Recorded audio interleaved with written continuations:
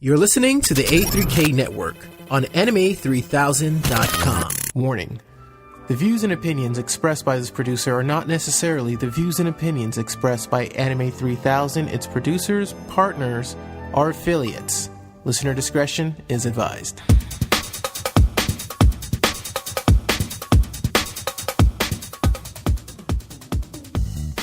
Welcome back to another episode of the A3K Podcast. I'm your host, Sean Russell, the executive producer and Grand Poobah of the A3K Network. On this episode, we're joined by my co-host, Cody Byer from the other side, JD Banks from the Manga Corner, and Colton, a special guest from A Life Lessons, a Gintama podcast, and the Manga Corner. On this episode, JD channels her inner Cody and takes a look at some anime and manga distributors. Sean trolls Cody in all things Dio, and the crew reviews some popular American television series that might be better as an anime. All this and more on the A3K Podcast. And welcome to the A3K Podcast, where everything is great and what's not great is cut out in the at the end of the show. But on this episode, as you heard in the intro, we have a special guest with us. So we're going to start first by letting him introduce himself and saying all the great things that he does, so you can check that out. So introduce yourself, guest. Hi there. I'm Colton, and I've been podcasting for a year, so that totally means I know how to do all this. I'm a total master, as I'm sure you can tell. That was my attempt at being funny. You guys are supposed to laugh. We do all that in post. You put that in post. You put the laugh track in post. Just take that laugh that I just did and just kind of like do an echo effect, so it sounds like a whole bunch of people laughing, and then just stick that back in the background. It's just a crowd of people going. So, Mister, I've been podcasting 1 year. Where can we find your podcasts? Well, first off, I actually do a podcast about a certain little show I like to call Gintama, which is a very good show, by the way, that everybody should check out on Crunchyroll. But everybody talks about the anime, so I decided to maybe focus on the manga a little bit. Hipster. Because the manga doesn't get enough love, I feel. So every week not every week, but every episode, we go over about a manga chapter or two and basically give our impressions on how funny we think the series is, or how deep we think the series is, and maybe what you can kind of take away from the series. And I believe we did a little bit of that on on one of the last episodes of Manga Corner, JD, and that was really fun. So basically, if you want a taste of what I do on my podcast, which, by the way, it is called Life Lessons, the Gintama Manga Cast, and you can find that on gintalifelessons.wordpress.com. So yeah, everybody should listen to that podcast and listen to that episode of Manga Corner called Mean Worlds, I believe. Yes. Yeah. All right. And then we are going to jump right into the What You've Been Doing segment. And if my memory serves me correct, since it's been many moons since we've last recorded a podcast, I think it's JD's turn to go first. And if not, we're just going to make it JD's turn to go first. So, JD, what have you been dotting? Well, I've been reading a lot of manga. Ooh, big surprise. But yeah, I've been reading a lot of manga, but I'm kind of disappointed, actually. I read some of the newer manga that was released by Seven Seas, Devils and Realist. Well, that's your problem. Well, I'm just trying out different titles. Seven Seas? Yeah. Oh, did you get a chance to try Owie House? Okay. Well, I was just trying out different. Keep on that. Let her finish, I'm Cody. sorry. I'm trying to make a lively. I know it's been a while since you've spoken on this podcast, but you'll get your turn. I'm trying to make a lively discussion for the people. Well, I read I basically just read the newest releases, basically in manga, which is Devil's Realist, Crimson Empire, and Zero's familiar Chevalier. I don't know how to say that, but they're all 7 Seas. It actually ends up being 7 Seas, and I'm like looking at these, and they're really bad. Like I'm like, is 7 Seas becoming like the new Tokyo Pop or something? Because it just these titles just suck. Like they just suck. Infamous. See, I guess like you're just kind of finding this out now, so I'm gonna help you out a little bit. 7 Seas is infamous for putting out dog shit. Like they are like, I think the only one worse than them is that one that does like the Twilight quote unquote manga. Like they get like the worst stuff. I'm pretty sure 7 Seas gets like Tokyo Pop's runoff. Like Tokyo Pop's, like the sewers from the Tokyo Pop building, like it's just got pipes that just kind of drain into a local lake. And the guys from 7 Seas are just crouched down like football players, just ready to take whatever comes through that pipe. Like they've got like all the American-made manga that just like, it's just like some dude trying to make a shoujo or shonen, just really bad stuff. And like all actually 7 Seas, the old 7 Seas, they're actually pretty decent because I read, they're not just by Americans, they're by people from all around the world actually. And for example, one of the International Manga Award winners was who actually worked on some projects from 7 Seas, which are actually pretty good, Chris Saizon. So I actually interviewed him, and he was really cool. But I feel like they're, now that Tokyo Pop's gone, they're picking up licenses that, like you said, they're picked up from Tokyo Pop originally. And they're now picking up not just theirs, old ones, but newer titles now. And they're trying to become more and more outside of the OEL kind of manga kind of game. I'm like, oh, wow, this is really sinking them really fast. And it's really, really bad. What I think part of the problem there is that a lot of the top tier titles are either on Shueisha or Kodansha. Not Kodansha. Kodansha? Yeah. Kodansha. And those are self-released. They're either being released through Viz or through Kodansha themselves. So they're picking like third tier titles, and outside of that, I'm sure they're not doing it that great of a job since you both said they sucked. So I guess I'll take out my request for review titles from that company. The older stuff from 7 Seas, which was more original, I feel, because their work created by people from around the world, is a lot better than these titles that are straight from Japan, which is really weird. I've always really hated OEL manga, fucking manga style comics. Let's be real. And 7 Seas was just like, let's just parade. 7 Seas makes the rest of us, and by that I mean both anime fans and comic artists, look bad. Because it's like, here's a bunch of people that just drew like some bullshit based on all the anime they're watching. Like, oh, he's a vampire, but he's got a giant sword and spiky black cloud stripe hair, and he goes on an adventure to fight the rival character with the long white hair. And here's the one, Owie House. It's one of the worst things I've ever read. Don't read Owie House. Everybody out there, don't even look it up out of curiosity. I don't want their website to get hits. It's that bad. Owie House, you would think, was written by me to make fun of anime fans and the shit they watch and read and like. It's that, but it's not. It's legit. It's horrible. Like, it's just these, like, it's pretty much people that, like, they're, like, maybe 15, 16, and they saw, like, Inuyasha, not even Dragon Ball Z, I might say Dragon Ball Z, but, like, Inuyasha, or they saw, like, a hair man, they just found Love Hina yesterday, and, like, I want to do that! And so they start drawing, they download Manga Studio, and they start drawing, and they get, like, the proportions are all off because they cared more about making it look like anime or manga. No, anime, let's be real, it's not, because manga has more detail and art style to it. No, it's just, they tried to look like anime, and it's all off because they didn't worry about the fundamentals. Just, I gotta make it with the big eyes, the pointy noses, and the noses kind of swoop with you and look at them in profile. It's really bad, and like 7 Seas was like the perpetrator. 7 Seas was the goddamn green monkey that unleashed that AIDS upon us all. AIDS. Well, I think that actually 7 Seas at first came out as gomanga.com, and they were trying to create a place for people who actually could draw and could tell stories, even though the ones that actually did send in and stuff couldn't really do it.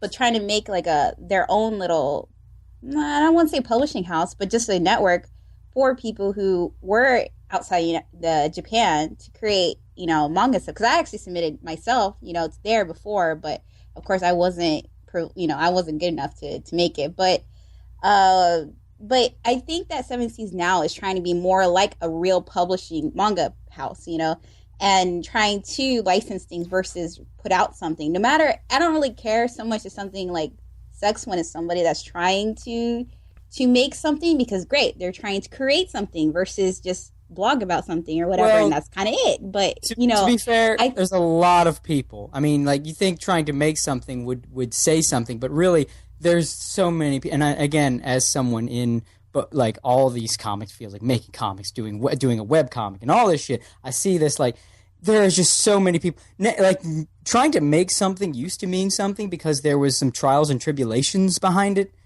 Nowadays, it's just, you could just pretty much fart out a shonen quote-unquote manga and throw it up on a blog, and then you got a comic, and then you got these people that come by, we're looking for new talent, we'll take anybody, please, and then they'll just shit a anime-looking thing and just fling it at the thing. Well, okay, we'll give you, like, a book, and if it sells well, we'll keep publishing. And, like, nowadays, especially, that's one thing, like, that there's these markets that are just oversaturated with content, because now everyone thinks that they're a creator. I'm gonna shut up after this. But Crispin Freeman, the voice actor, for those of you who don't know who he is. Yeah. He made this amazing remark, and I heard that. I was like, yes, Crispin Freeman's a smart son of a bitch. And he said this, and I was like, yes, Crispin Freeman. God damn it, Crispin Freeman, yes. He said that some people don't realize that some people are just better consumers and some people are better creators. Because you have people that create things, and they're necessarily not even the best consumers. Like, you might have someone that writes really good stories, or like some of your, like, favorite manga authors might not really be into manga. They might just do theirs, and they're doing it as an outlet to tell their story, but they're not really big into this stuff. And then you have people that create the market. And you have these people that really follow and love this stuff and know all about this stuff. And they get so enthusiastic that they want to be creators without realizing that they don't have the tools or maybe the know-how to do that. And while there is something sort of a, I guess you could say flattering, that, or not flattering, but like it's nice that they want to, but they don't have the chops. And it's like, you should, like, it would be better if you put that enthusiasm towards supporting the industry. But you have a lot of people that kind of get too big for their britches or whatever, and they like, oh, I want to make manga because I love manga. How dare they step out of line and try something? But you know what? In this digital age, it's so easy to just comment versus actually make something. And that's one of the things I do feel that people who do create something, they're not just sitting on their asses and just commenting on something, which is so easy to do. They just need to know when to give up. Yeah. And yeah, of course they don't know that, maybe I'm more suited for editing or something like that. But, at least they're trying, And then there's actually the one, speaking of which, I actually read, there's this manga. I don't know who it's created by. Their name is Sinlair, called Only Human. And it's actually in this something called Ink Blazers, which is a new manga magazine. And it's kind of doing what Seven Seas first set up, which is getting what people submit, but they actually filter out all some of the crappy stuff. And good on them. Yeah. Actually, I don't know. Colton, did you go on Ink Blazers before? No, I have not. Oh, okay. All right. But Ink Blazers is also a manga magazine. They take from different people from the world who create manga. And one of the ones I was reading is called Only Human. And actually, it's pretty great, actually. It's about like 500 years after the human civilization ends, people decide to transfer their minds into mechanical bodies called automa, and these but the world kind of keeps going, but it's all in ruins, and now the only thing that's left of mankind is just the automa. So now the automa have to they're trying to rebuild the world again, but then they find one human, the last human, and so they're trying to protect that one human. So I kind of think it's kind of cool because I like sci-fi stuff like that. So I read that off of the Ink that I can't help but think. And I don't know anything about this manga. I haven't read it, but I can't help but think when I hear that premise of the very first episode of C Lab with the whole "would you put your brain in a robot body" spiel. I'm assuming none of you. I don't know if any of you have seen it. I know some of the audience has seen it. You know what I'm talking about. But as soon as you said that, is the first thing that came to my mind. It's like the manga version of the pilot episode of C Lab. Well, it's not a new idea or premise. It's actually originally from a cyberpunk book. Actually, I think it's either by William Gibson or somebody. So it's not a new idea. So I don't know the quality. I'm just saying it's funny because that just sounds like the very beginning. Not so much when you went on, but like it's just funny because when at the very beginning it was like it's fucking C Lab. Holy shit! It's manga. Well, it's not a new idea. It's not a new premise. Not a lot of things aren't new premises nowadays, but they're from something else. You just don't know from exactly where. I can tell you where. It's from a book. Yeah. So, but this is a manga though created by a non-Japanese person, and it's actually the drawings are very good. It's very beautiful, and it has a good pace to it, and the characters are kind of cool. So I mean, that's the example of doing it right, and getting it right versus. Something that doesn't do it right, like some of the 7 Seas, newer stuff. So can I just say, for the love of God, this is just again because of what I do. I get particular about some things. It's not manga. You're doing comics. If you're not, it's manga is comics.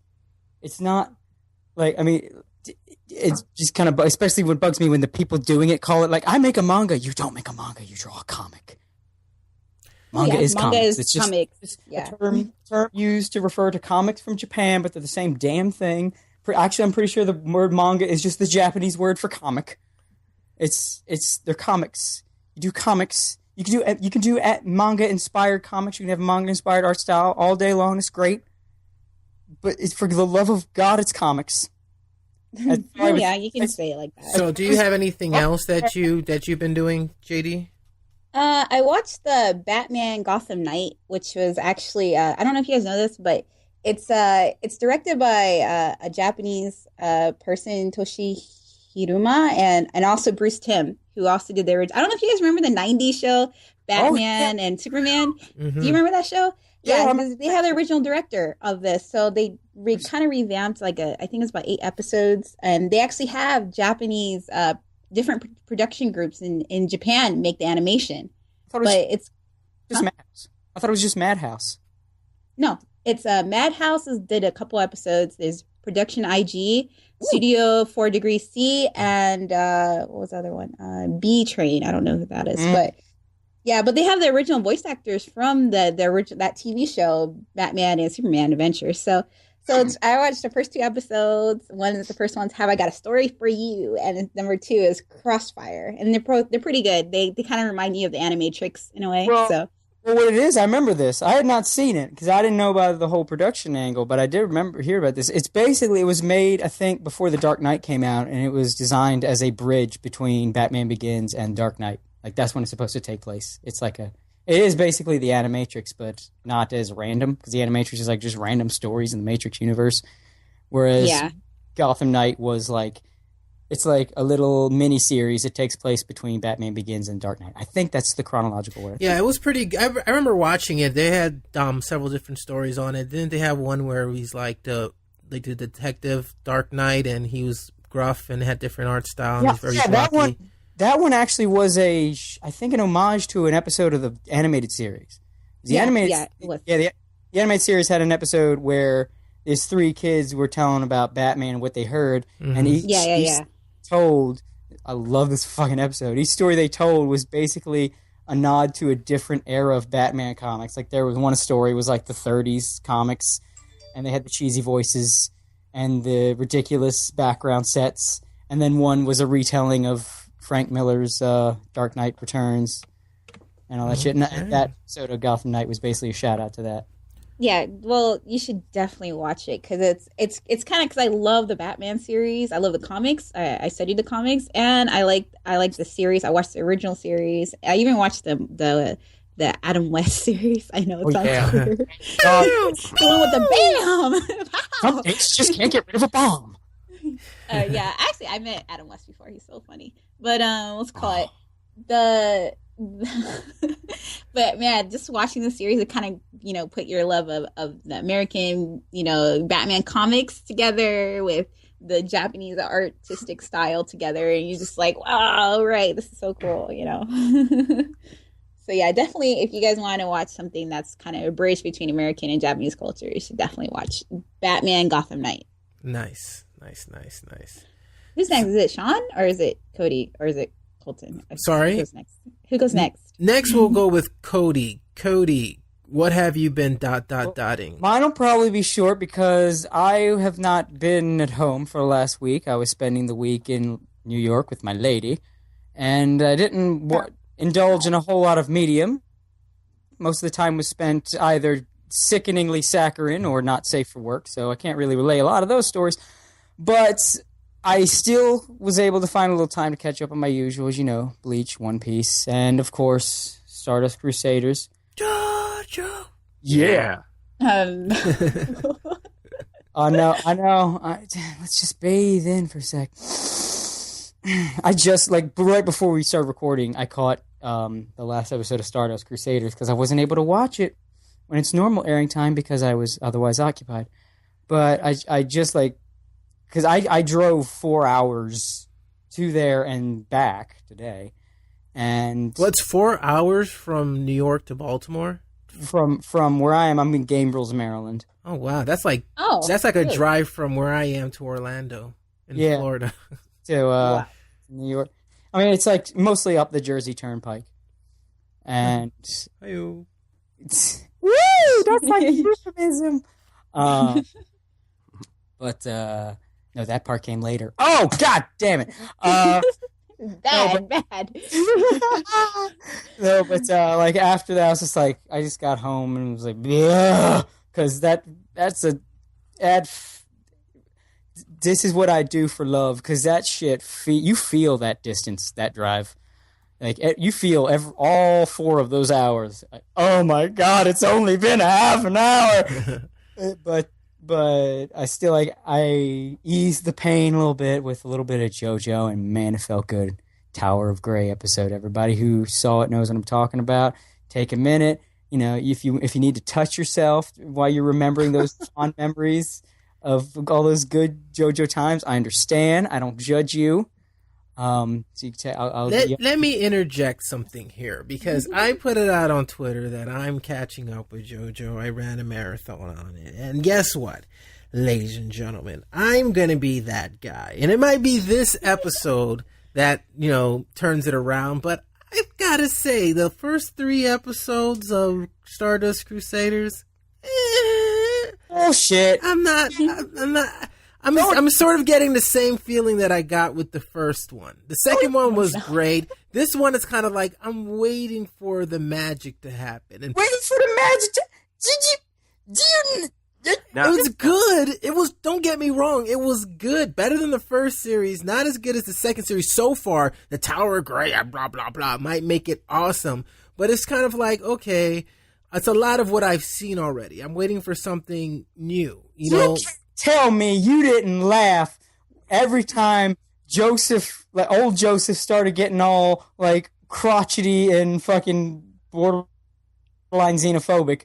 The whole coffee scene where he starts bitching about how they're there's no furniture in Japan or whatever, and then he his Japanese coffee tastes terrible, and Abdul's that's American coffee. He's what? And yeah, but that wasn't oh my gosh, that scene right there makes JoJo Stardust Crusaders the best thing I've ever seen in the history of all time. And fucking the Kakyo in with the fucking nurse, and oh god, and I need a moment. Oh god, and the animation. Oh my god. Oh, and the whole scene where Avdol's flashing back at Dio because he's it's menacing, but he's not normal menacing because he's just so fucking charismatic that you almost want him to kill you. I guess I just have to have a hard on for Dio in order to get that sort of fascination with it, which I don't get the fascination with Dio. I think some of the characters in the second series were better than Dio, in my honest opinion. I think you're hyping him up way too much. All those villains that you may have. Okay, congratulations. You know what I mean? Like Thomas Jefferson, you know, was the prototype for a lot of presidents. I don't give a fuck, you know? It's just like, I didn't grow back then, you know? So it's like, and I pulled that out of my ass. I don't know if Thomas, I just took the old president, but. Yeah. You know, but. That's ignorance. Because, like, all this shit, that's why he's held in such high regard. He started this shit. Okay, that's great, you know, but it's like, and you got a villain. Am I gonna like give them a pass on everything because Dio was so awesome back in 1984? Not anything wrong. Hell, he's had some of the best villain moments in anime history. Just those moments of supreme evil where it's like, fuck you. I put a dog in an incinerator. Oh, I'm Dio. Look at me. First of all, that was fucked up because it wasn't even. I kissed his girlfriend. Look at me. I'm a jerk. I'm Dio. That's just how he messed with your head. He wasn't, like I said, he wasn't even a big villain yet. At that point, that's what his idea of something petty is to. I'm a disembodied head, and I'm gonna take Joseph Joestar's body because I'm a fucking villain. Jonathan Joestar, whatever. Forgettable Jonathan Joestar. You can't properly diss him. All you can do is just say stuff he did in a derogatory voice. Meanwhile, I could talk about how this motherfucker with the fucking woman and her baby, and she's sitting there, and Dio's been turning everybody, making a vampire army, and she's begging him, just please spare my child, take me instead. And he just looks at him, laughs at, okay. Oh, whoops, I'm not gonna kill him. You're gonna kill him because I'm Dio and I can turn you into a vampire. Now, to be fair, that was pretty fucking evil. Yeah, it was evil, but he's a villain. What do you expect him to do? He made the woman eat her own baby because he did exactly what she begged him to do. And he did it because it looked for a split second like he was being altruistic. But no, because he's that fucking evil. Okay, I'll spare you. She ate the baby. She ate her own baby. Make you bitch and then make you eat your baby. That's what he does. And then in part 3, one of his most dangerous characteristics, he's so fucking charismatic. Right in the fucking current episode, you got one of his servants talking about how there's all this reactions to fear, but in the presence of Dio, you feel joy because he's so fucking charismatic. You want him to kill you because he is such a fucking sounds like a Mary Sue to me. Alpha some bitch, and you're whatever. Let's make a character that's super awesome. That's a little on the nose for me.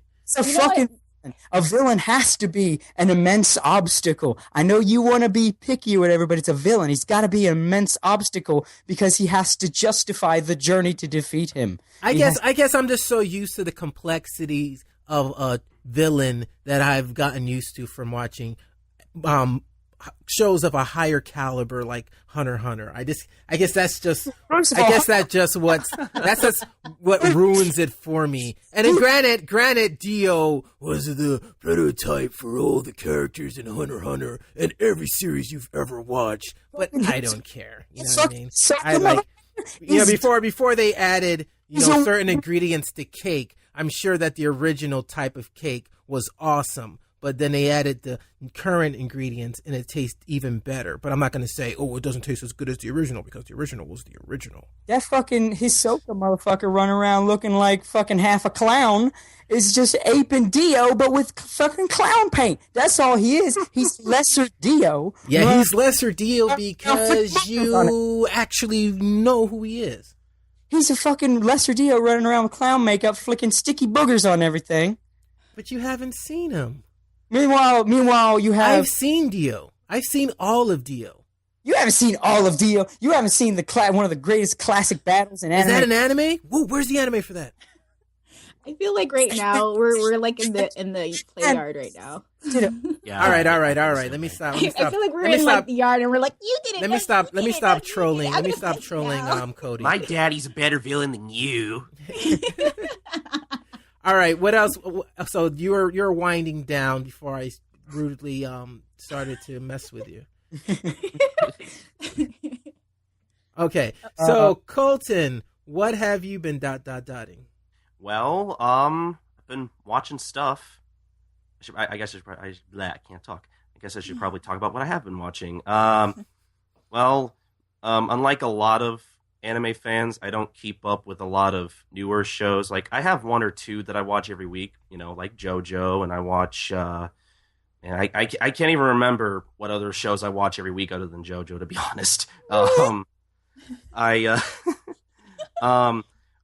have been marathoning a lot of would be Detective Conan, actually, or for those who know it as Case Closed, which so far I'm about 80 episodes in already, and I love it. Like, every time I watch it, I have the urge to just marathon 10 episodes in a row because I love watching the show.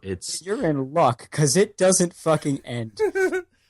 Good, because this is a show that I actually want to watch more of. Like, I enjoy almost every, or no, actually, I take that back. I enjoy every episode. There's never been an episode in the 80 episodes I've watched so far that I've legitimately disliked.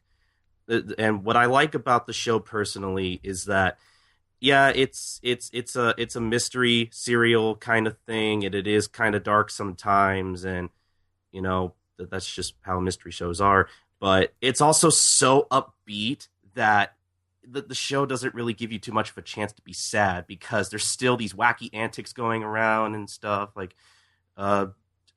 Mori, the detective in the show, knocking Conan on the head for being, a little shit and trying to get in his way of being a great detective, and just silly little gags like that. I'm sure those will get kind of old as I go on with the series, but I don't care because it's such a good show, and everybody should watch it, even if it is really long. I think that show lends to that form. That what is that word called? It's not serial, but the other episodic. Yeah, and that's why I feel like episodic shows do so well over in Japan, but not so well over here in the States, unfortunately. But well, apparently there's a weird, like, I noticed this when Space Dandy came out, and you had some people bitching about it. There's a weird, like, obsessive need for a solid continuity. It's like, I need this, like, a story. I need, like, you can't just have, like, this episode, this happens, this episode. Why do you need? I think the reason for that is because we have enough of that episodic programming in America to have to go to Japan to get more of it. I think we don't get a lot of that serial stuff over here. I mean, especially with like reality television, you can throw away a lot of it. That's not even the case anymore now. Like, all of our fiction, it seems like, is like focused on continuity. Even dog shit like Big Bang Theory has continuity. Like, we have all these like hour-long serial dramas now, which we'll kind of get into in the discussion. That like they all have a continuity now. Like, but that's even Conan has continuity as well. You know what I mean? Scooby Doo has continuity. Well, not really, but yeah.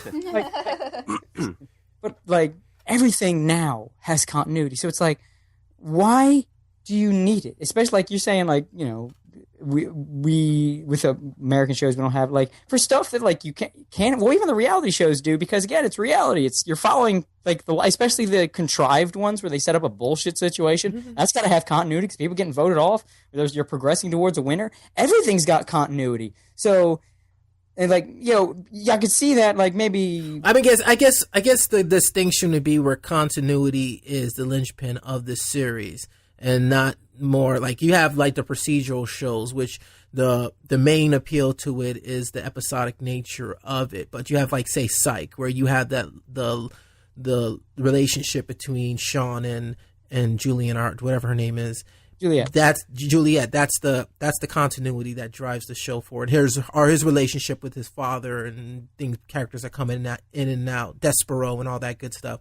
But the episodic nature is why people continue to go back to it, and that's the thing I think that Case Closed has, where you have that continuity as, is he ever gonna grow up as this, that, or the other. That was a little bit of a problem. Like, it was cool in the beginning, but like when you're at like chapter 1000, it's like.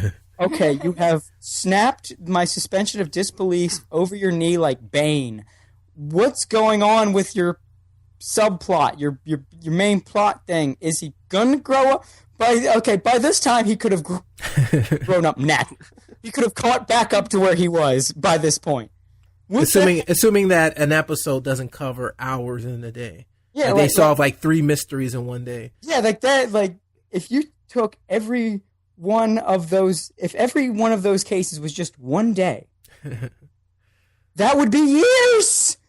He's grown up. Right now, his girlfriend's getting old now. Something's got to happen. Like I like that show because I remember watching. I liked it, but then it's like, dude, I love you. It's time to end. It's time to go. You got. What were you gonna say, Colton?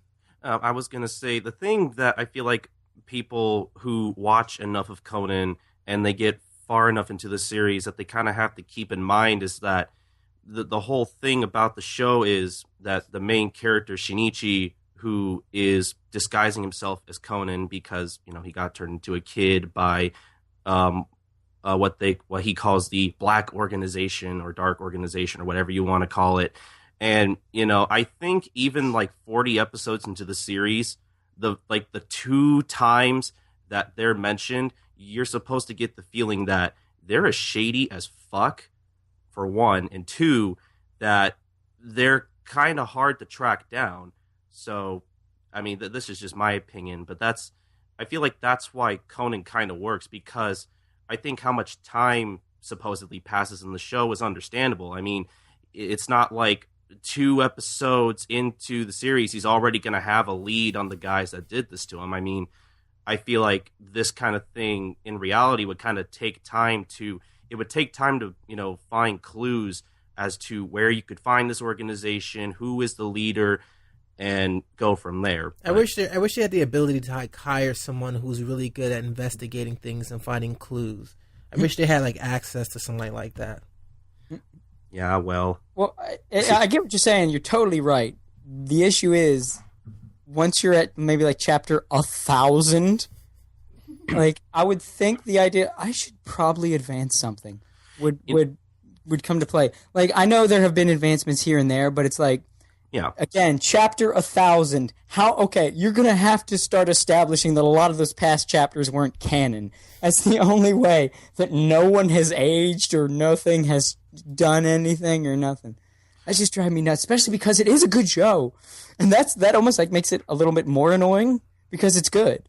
So it's like, I expect better of you. I would agree with what you're saying only if I personally get more into the show and I start to notice a very significant quality drop in the show, then maybe I might agree with you. But obviously I haven't watched that far ahead compared to how many episodes are out, as of this recording. But yeah, I can see what you're saying though. It'd be interesting to see because apparently you're going to watch the rest, so it'd be interesting to see.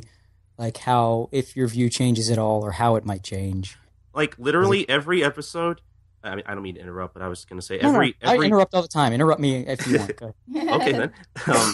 I was going to say every episode, I'm waiting for the show to fuck up because there's no way that the show is so good and that it can keep up this kind of quality, for 700 plus episodes. I'm kind of taken aback. Like. This is one of the few shows that I'm waiting for it to just become shit because there's no way it could be this good for so long. Wait until you get to the cake episode. What is with you and cake? I don't know. Did you really want some cake? Yeah, do you want some cake? Oh gosh, why you guys are ganging up on me? I don't. We'll take a break. We can all sit down and watch the new episode of JoJo while Sean goes and gets some cake. Oh, no. And celebrates the fact that you guys are watching crap. I'm joking. Sean, you keep trolling, but you're just gonna have the whole like just this thing is amassing a fan base, man. It's the first time a good anime's got a fan base. Buzz this good. Well, not the first time because there's Attack on Titan.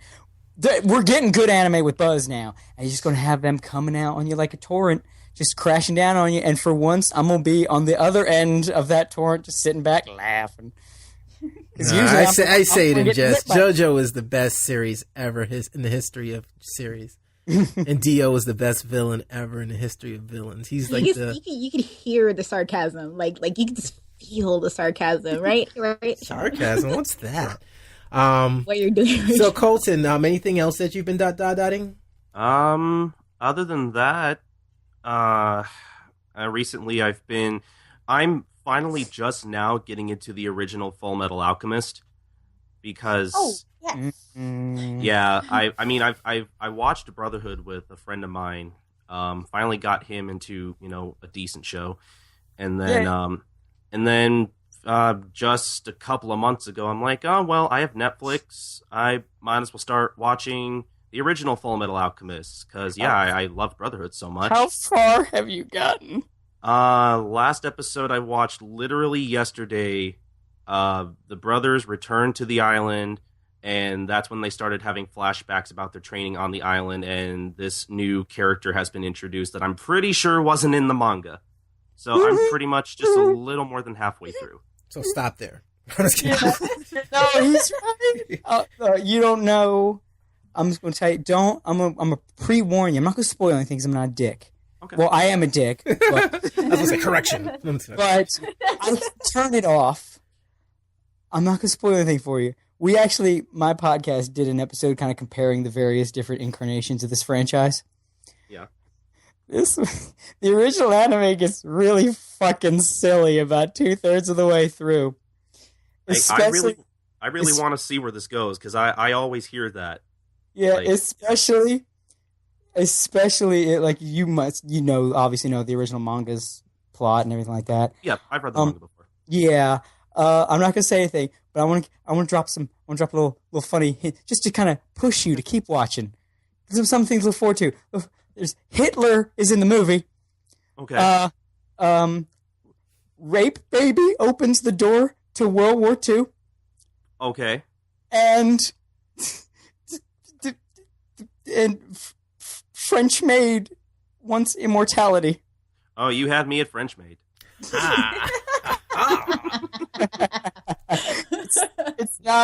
It's not what you'd think. I would say if you come at it knowing it's going to be pants crappingly insane and just kind of you can get entertainment, I'd say, at the expense of the original anime, but you will see, and again, I almost want to get updated on your progress now, just to see someone viewing the original anime for the first time after seeing the good stuff. Because the original anime was so bad, I hated Full Metal Alchemist as a franchise until because of that show. Until I started getting hints that the manga went in a different direction, and I saw that the artwork was different here and there in different ways. I was like, okay, I'll give it a shot. I read the manga, I was like, holy shit, this is really good. What the fuck happened? But if you go into it knowing what it's gonna turn into, and that it's, obviously know that it's different, there is entertainment to be had because the shit that they do. Some of the homunculi are different in the anime. Yeah. They're very fucking silly. And they have nothing to do, like in the manga, they had something to do with the sins they were named after, and in clever ways. I always loved sloth, because usually people make sloth, if anything is Seven Deadly Sin based, sloth is always slow. But these, Full Metal Alchemist is a little smarter than that. Sloth was literally sloth. He didn't want to do anything. But he was actually super fast, and I like that. It was clever. Sloth has nothing to do with sloth. So they didn't know what sloth meant. I don't think they did. Wrath has nothing to do with wrath.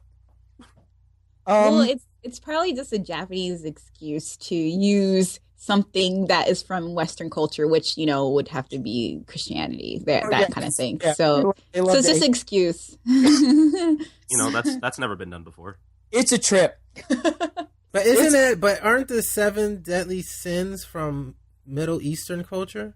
No, it's more popularized in biblical. Well, what was the guy's name? Well, the villain in the original anime, the made up villain that sucks, was named after the creator of the guy, the dude that wrote the whole doctrine of the 7 deadly sins. I forget his name, but his first name was Dante. And that was the only little clever thing that the first anime did. but it's a trip. You're gonna again just come at it knowing it's gonna be silly, and if you can do that, there is fun to be had. But just remember, it's obviously it's gonna be different. Yeah. Just look forward to Hitler, magic rape baby gates, and evil maid. Taken out of context, that sounds really bad.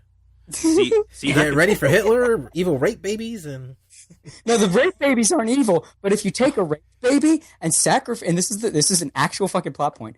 If you take a rape baby and sacrifice the rape baby, it opens a gate, which is designed after an actual piece of artwork.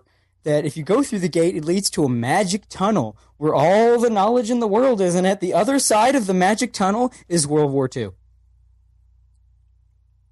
Did you just give away a spoiler? No, because there's no context to that. I'm just going to let that hang because there is one part that's a spoiler, and I want to say it because it's my favorite joke at the expense of the first anime. I love saying it. I say it every time this show comes up, but I don't want to. All right, so on that note, I'm going to go ahead. Colton, did you have anything else you've been doing? Not that I can think of, no. All right. So I'm going to go over to me to spoil the spoiler that Cody's itching to say. And what I've been doing is I've been watching an anime. In my attempt to watch every single new show, I have added one more show to my list. Godspeed. Unfortunately.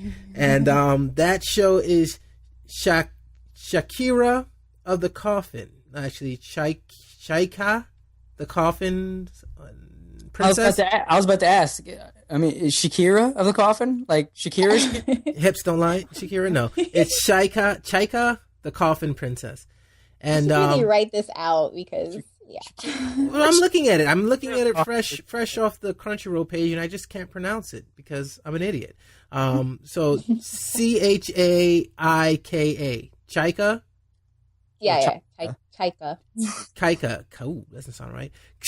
Chaika, the Coffin Princess. And my lazy review of it is there's this girl, she's, looks like a gothic Lolita, and she has, I know that was going to get something out of you, Cody, and she is carrying around a coffin. She's like lost in the wilderness, and there's a guy. The shaft, brother. And there's your corpse inside it.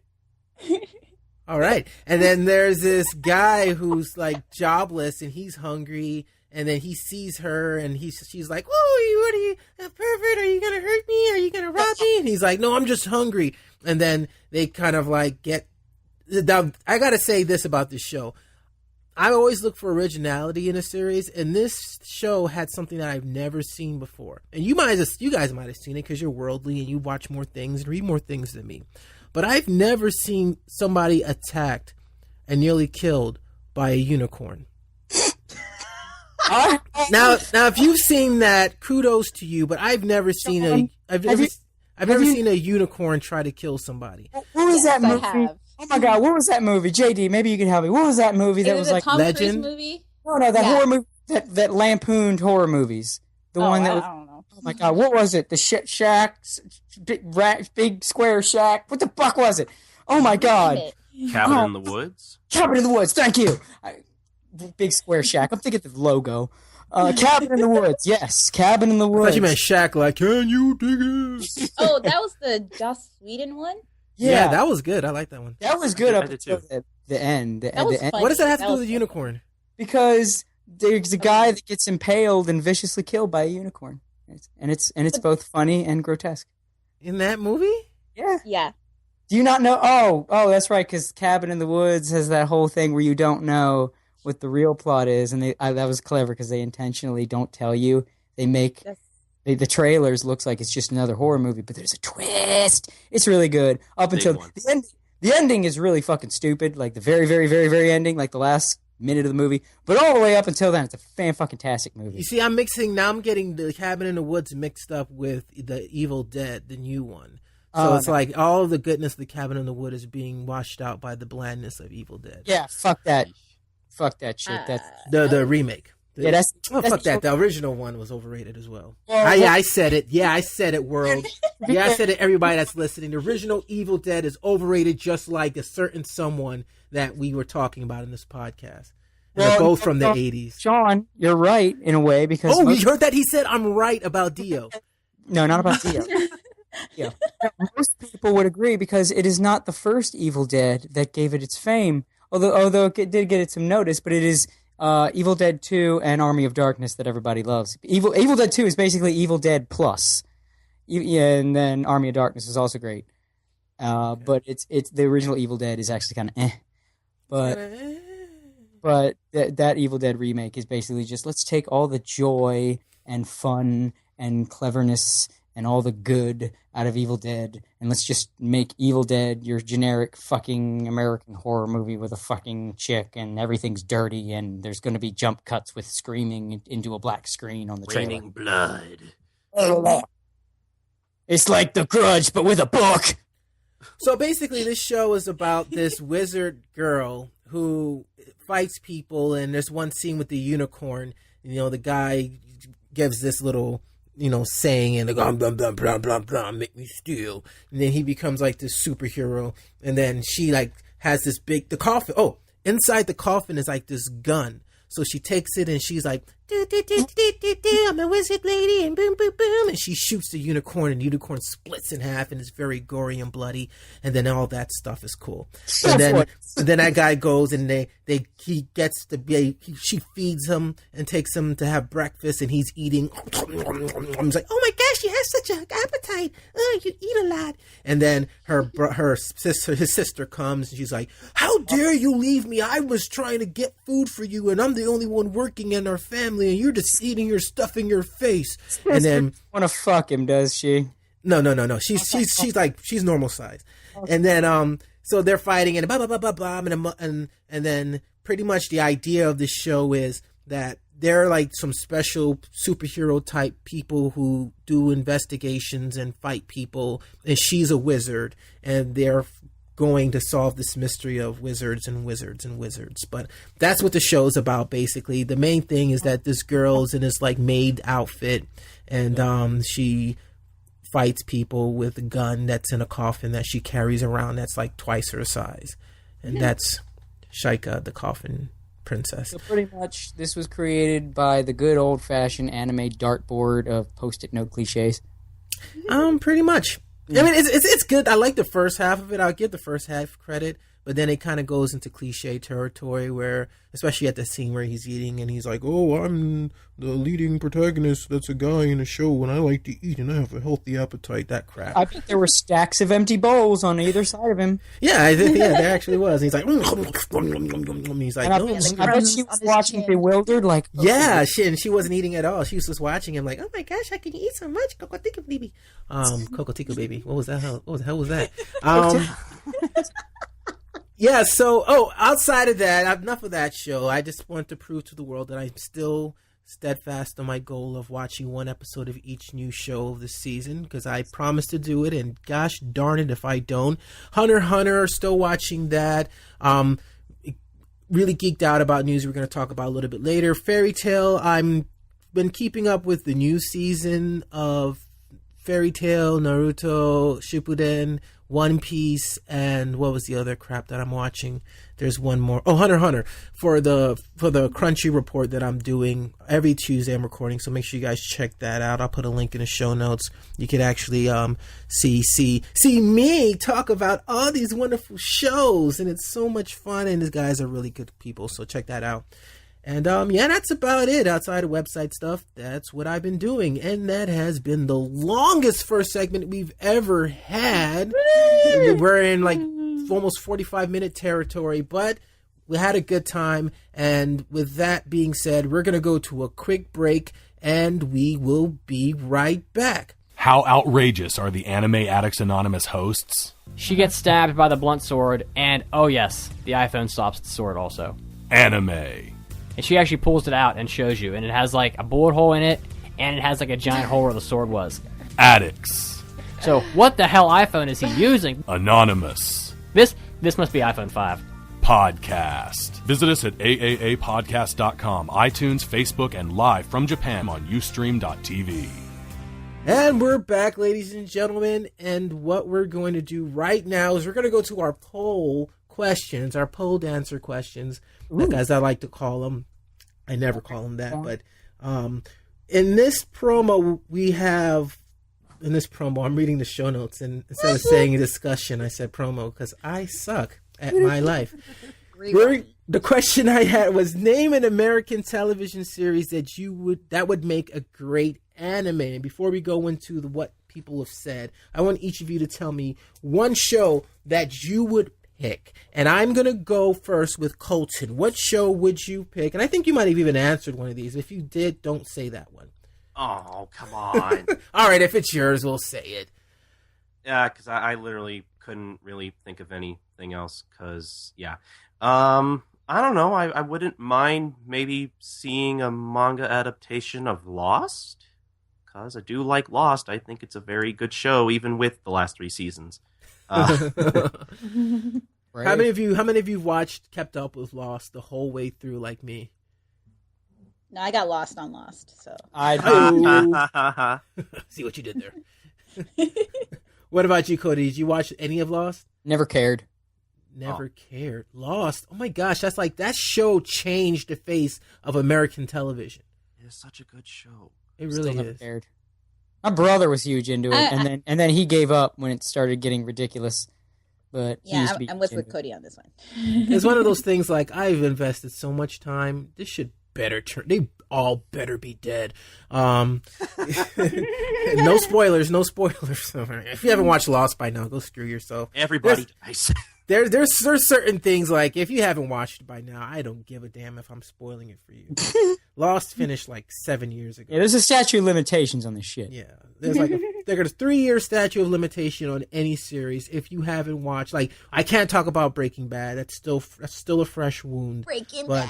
But in 2 more years, you're gonna know what happened to Heisenberg on this podcast if it's still around. So yeah, Lost. I could see that being an interesting series, especially polar bears and all. And what was the name of that initiative? The Dharma. Even I know that. Wow. Well, so you're better than me because you know about Lost and you didn't watch the show. Exactly. I'm that fucking good. Nice. So JD, what would you pick? I picked The Walking Dead, actually. I and it's funny because I absolutely hate zombies. I'm scared of zombies, actually. Well, they're not zombies. They're walkers. Well, I don't give a shit. They eat people still. You're so. scared of zombies? Yeah, that's why. They're like the easiest thing in horror to kill and avoid and not individually, but hordes are harder to escape. You could keep them at bay with a stick. A you horde? Just put a stick at the end of their head. You can't even keep a horde of sheep away with it.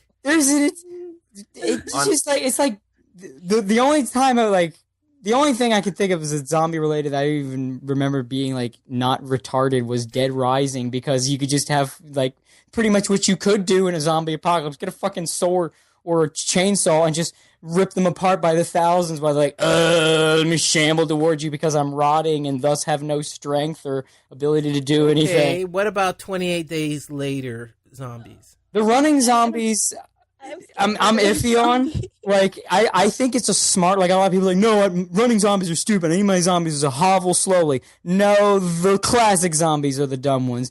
Those I can buy a little bit more because they have ferocity and they have human strength. So it's like, okay, I could buy that as a much more credible threat than just like slowly shambling, falling apart. Bleh. Like how, like these things have no strength. They have no muscle tissue left. How are you getting overpowered by them? But well, see, unless you live in the One Piece world, and unless because those zombies run. Yeah, well, those are different, and they dance. So yeah, but you know what? I think Walking Dead, because the video game, I do have the video games, and I do hate zombies, but I do admit Walking Dead is an awesome video game, and because of the character development in it. And that it would make an awesome anime, actually. So, I mean, I started a comic book. So, I mean, next step would be, animation, besides being live action TV shows. So, Yeah, there's a comic book and a video game and a new video game coming out this year. Oh my god. Everything came from. Actually, that's not true. They kind of veered off course after the first season. Well, it's all based on the comic book, at least inspirationally. All the game and also the comic book is what it initially is. In theory. You should really play the game, though. The game's really awesome. The Telltale games? Is that what they're called? I watched the commercials during the show. Telltale games that made it. Yeah. The games are really good. They have the first one out already last year, and then they had a supplementary part, and then now they're making the new one, which should come out this year. I heard that supplemental one was garbage.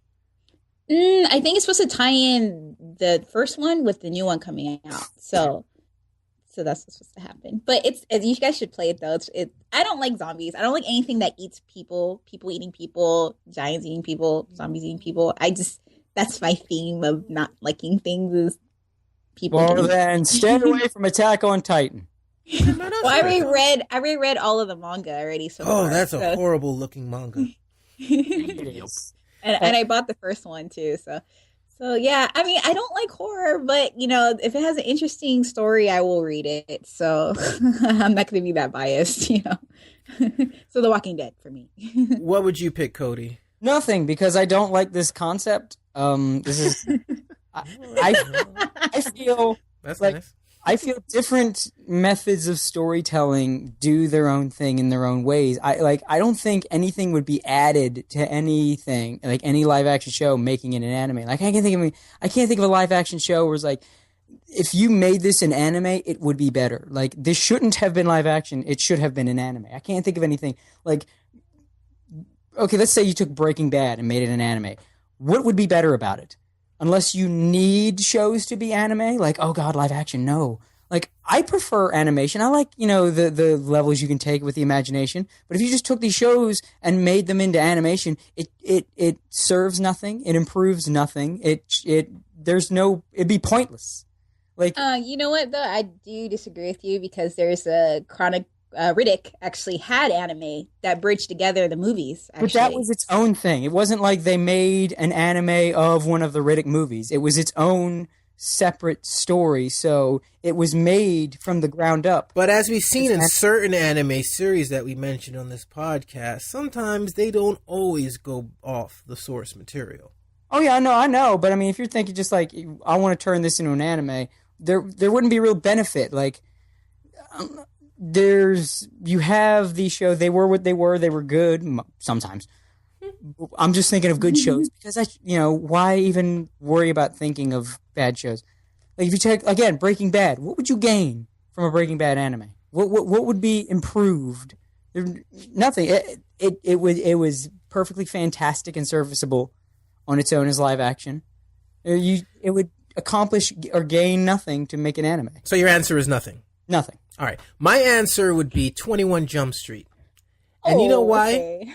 Because I think 21 Jump Street would make a great anime because it takes place in a high school, but it will turn that concept on its head because they're not actually high schoolers. So they'll kind of, no one really remembers what the original 21 Jump Street was about. So they can actually take a lot of liberties and say, hey, this is what it was about. Don't look at the Netflix, and really do some awesome things with it. So that's what I would pick, 21 Jump Street, and it would be a mix of GTO and other high school shows, and of course 21 Jump Street. So that's what I would pick. Psychic powers. Now with psychic powers and a mascot. They're all themed after. And a cat that likes to warm soda with its body heat. First it was cake, now it's soda. Okay. Okay, yes. Sean, do you want a midnight Sean, snack? do you need a break? Do you go get something to eat, something to drink? No, I think I'm okay. All right, so now that we've gone... Colton, did you say? Yeah, I said Lost. Yeah. You said Lost, and Cody, you said nothing. And JD, you said... The Walking Dead. The Walking Dead. And I said 21 Jump Street. So let's look at what the Twitterverse said. And the first show is Johnny Test. And isn't that like a Nickelodeon show? Yeah, it's really bad. Yeah, It's a show on Cartoon Network. I know a lot of people. I have a couple friends and associates that still watch like kids cartoons. They just like kids cartoons, and even they're like, yeah, this is shit. Johnny Test is He has like blonde hair and wears gloves. That's like if you like that. that's the kind of show you plop your kids in front of the TV if you don't love them. like I don't want to watch my child. Here's 20 minutes of noise and stimuli to get them to shut the hell up. I literally leave it on as background noise sometimes. It's ugh. That's Johnny Test. All right, so Johnny Test would make a great anime, I guess. That would make a good anime for the other side. The rip. True Detective. How many of you seen True Detective? I've not seen it, but Lord knows I've heard about it. I have not heard of this show. How? Like legit? Like how were you able to? Are you in Japan? He's in the States. I'm joking. Like how are you able to escape True Detective mania? I don't know. Somehow. It's that show like, oh, have you seen True Detective? It's only the best show. True Detective would be probably the most pretentious show ever made in the history of mankind if it wasn't actually good. I watch it and I'm kind of like, the way I feel about True Detective is that Matthew McConaughey and Woody Harrelson, they were too classy. Their acting was way too classy for television. That's what it almost felt like they stacked a deck, like you were counting cards at a Las Vegas casino. It's like, dude, that's not fair. These guys like should be winning Oscars and they're on television acting. Now, this dude's like literally cutting up a beer can and you're riveted. You're like watching him like, oh, this dude is not saying jack shit, but you're like so into his method acting. True Detective is a classy show with great acting and a very convoluted story, but it wraps up nicely. So probably end up watching it at some point. Yeah, True Detective. This is what this is going to turn into, because we're going to every single thing we talk about. Well, that show would make a good anime because anime is cool. But let's talk about the shows. Fringe. How many of you seen Fringe? Nope. No, I I watched the first episode. I'm sorry. I know of it. Never really had an interest, but I did love the skit Conan O'Brien did on it. I don't know if y'all saw, because he used to do way back when he was it was the Late Show or whatever he had. Late Night with Conan O'Brien. Late night, that was it. And he would do this thing where he can totally get footage of shows before they come out. And one of them was Fringe. And it starts with these two investigators or whatever in this lab. It's like, it looks like it was the doctor's lab or whatever. And then they're attacked by this guy wearing all these fringed clothing with a big stick with a bunch of fringes on it. He just goes, fringe! Just the fringes on his stick over their faces, and they're like, oh God, no! Fringe! It's the funniest shit, 'cause it was so stupid, but in a good way, and just out of nowhere. And now I don't even care what Fringe is about. I want to live in a world where that is Fringe. It's just this dude covered in fringes with a stick covered in fringes that just rakes the fringe stick over people's faces, yelling, Fringe! Fringe is one of the J.J. Abrams vehicles, and the way I feel about his shows is that I feel like, even though I know, Fringe, the main people behind it were Darren Aronofsky or whoever the frick these people are, but his shows seem to have a really good 5 seasons, and then I think at a certain point he loses interest in the show and moves on to something else, and then the final 3 seasons or final 2 seasons are just kind of I guess we got to wrap this up, folks. It's it's closing time. You hear the music playing, people are stacking chairs, and it's kind of you got it. Just playing, and then the shit just gets super crazy and weird. That happened with Alias. It happened with Lost. I'm assuming it happened with Felicity. I haven't seen that show. And yeah, so that's that. So Fringe, definitely. It's kind of a weird show, though. The Fringe. I watched the first episode and I caught some stuff here and there. And I was like, you know what? If you want to watch this show, you should watch something else. It's kind of really weird. Really. Just, show you should watch something.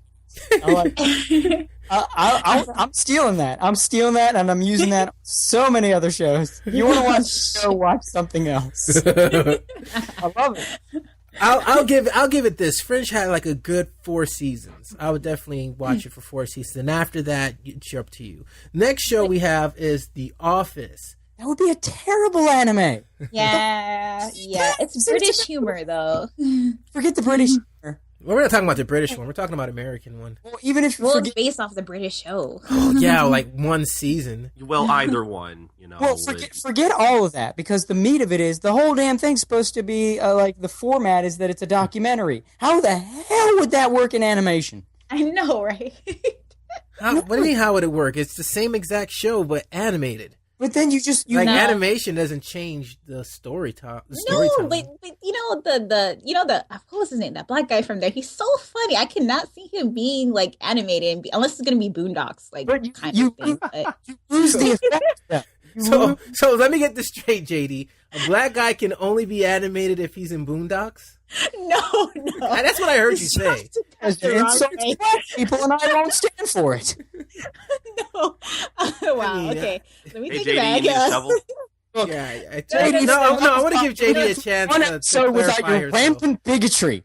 Go ahead, No, JD. okay, Clear okay. this up. I think of like shows like, of course, yes, The Office is a documentary, yes. So I don't think it would work with the anime, but also like the comedy, the way that comedy is set, it kind of reminds me, like, you know, Boondocks has a certain kind of comedy too that, you know, they could capture in that mode, but it's really hard to like capture like the Office's, especially some of the people in the series, their comedy and put it into animation. Boondocks could, if you made Boondocks, could probably do it, but I don't think it would work still. So. Why does people? What does a Boondocks have to do with The Office? They're so different.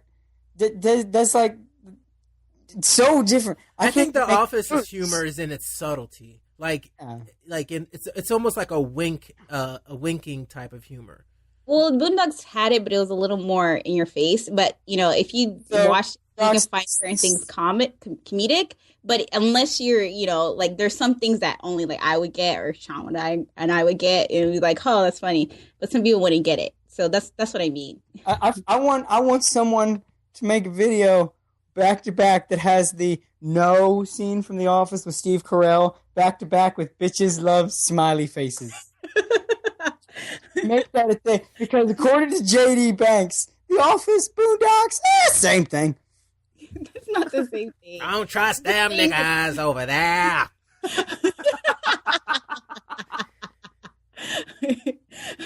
Except No, now I'm it's just like saying that The Office has its own brand of humor, and it's hard to. That's what I meant to say. I can see the Office has its own brand of Boondocks humor. reanimated into it. Well, actually, it was done. A lot of the animation was done by Madhouse.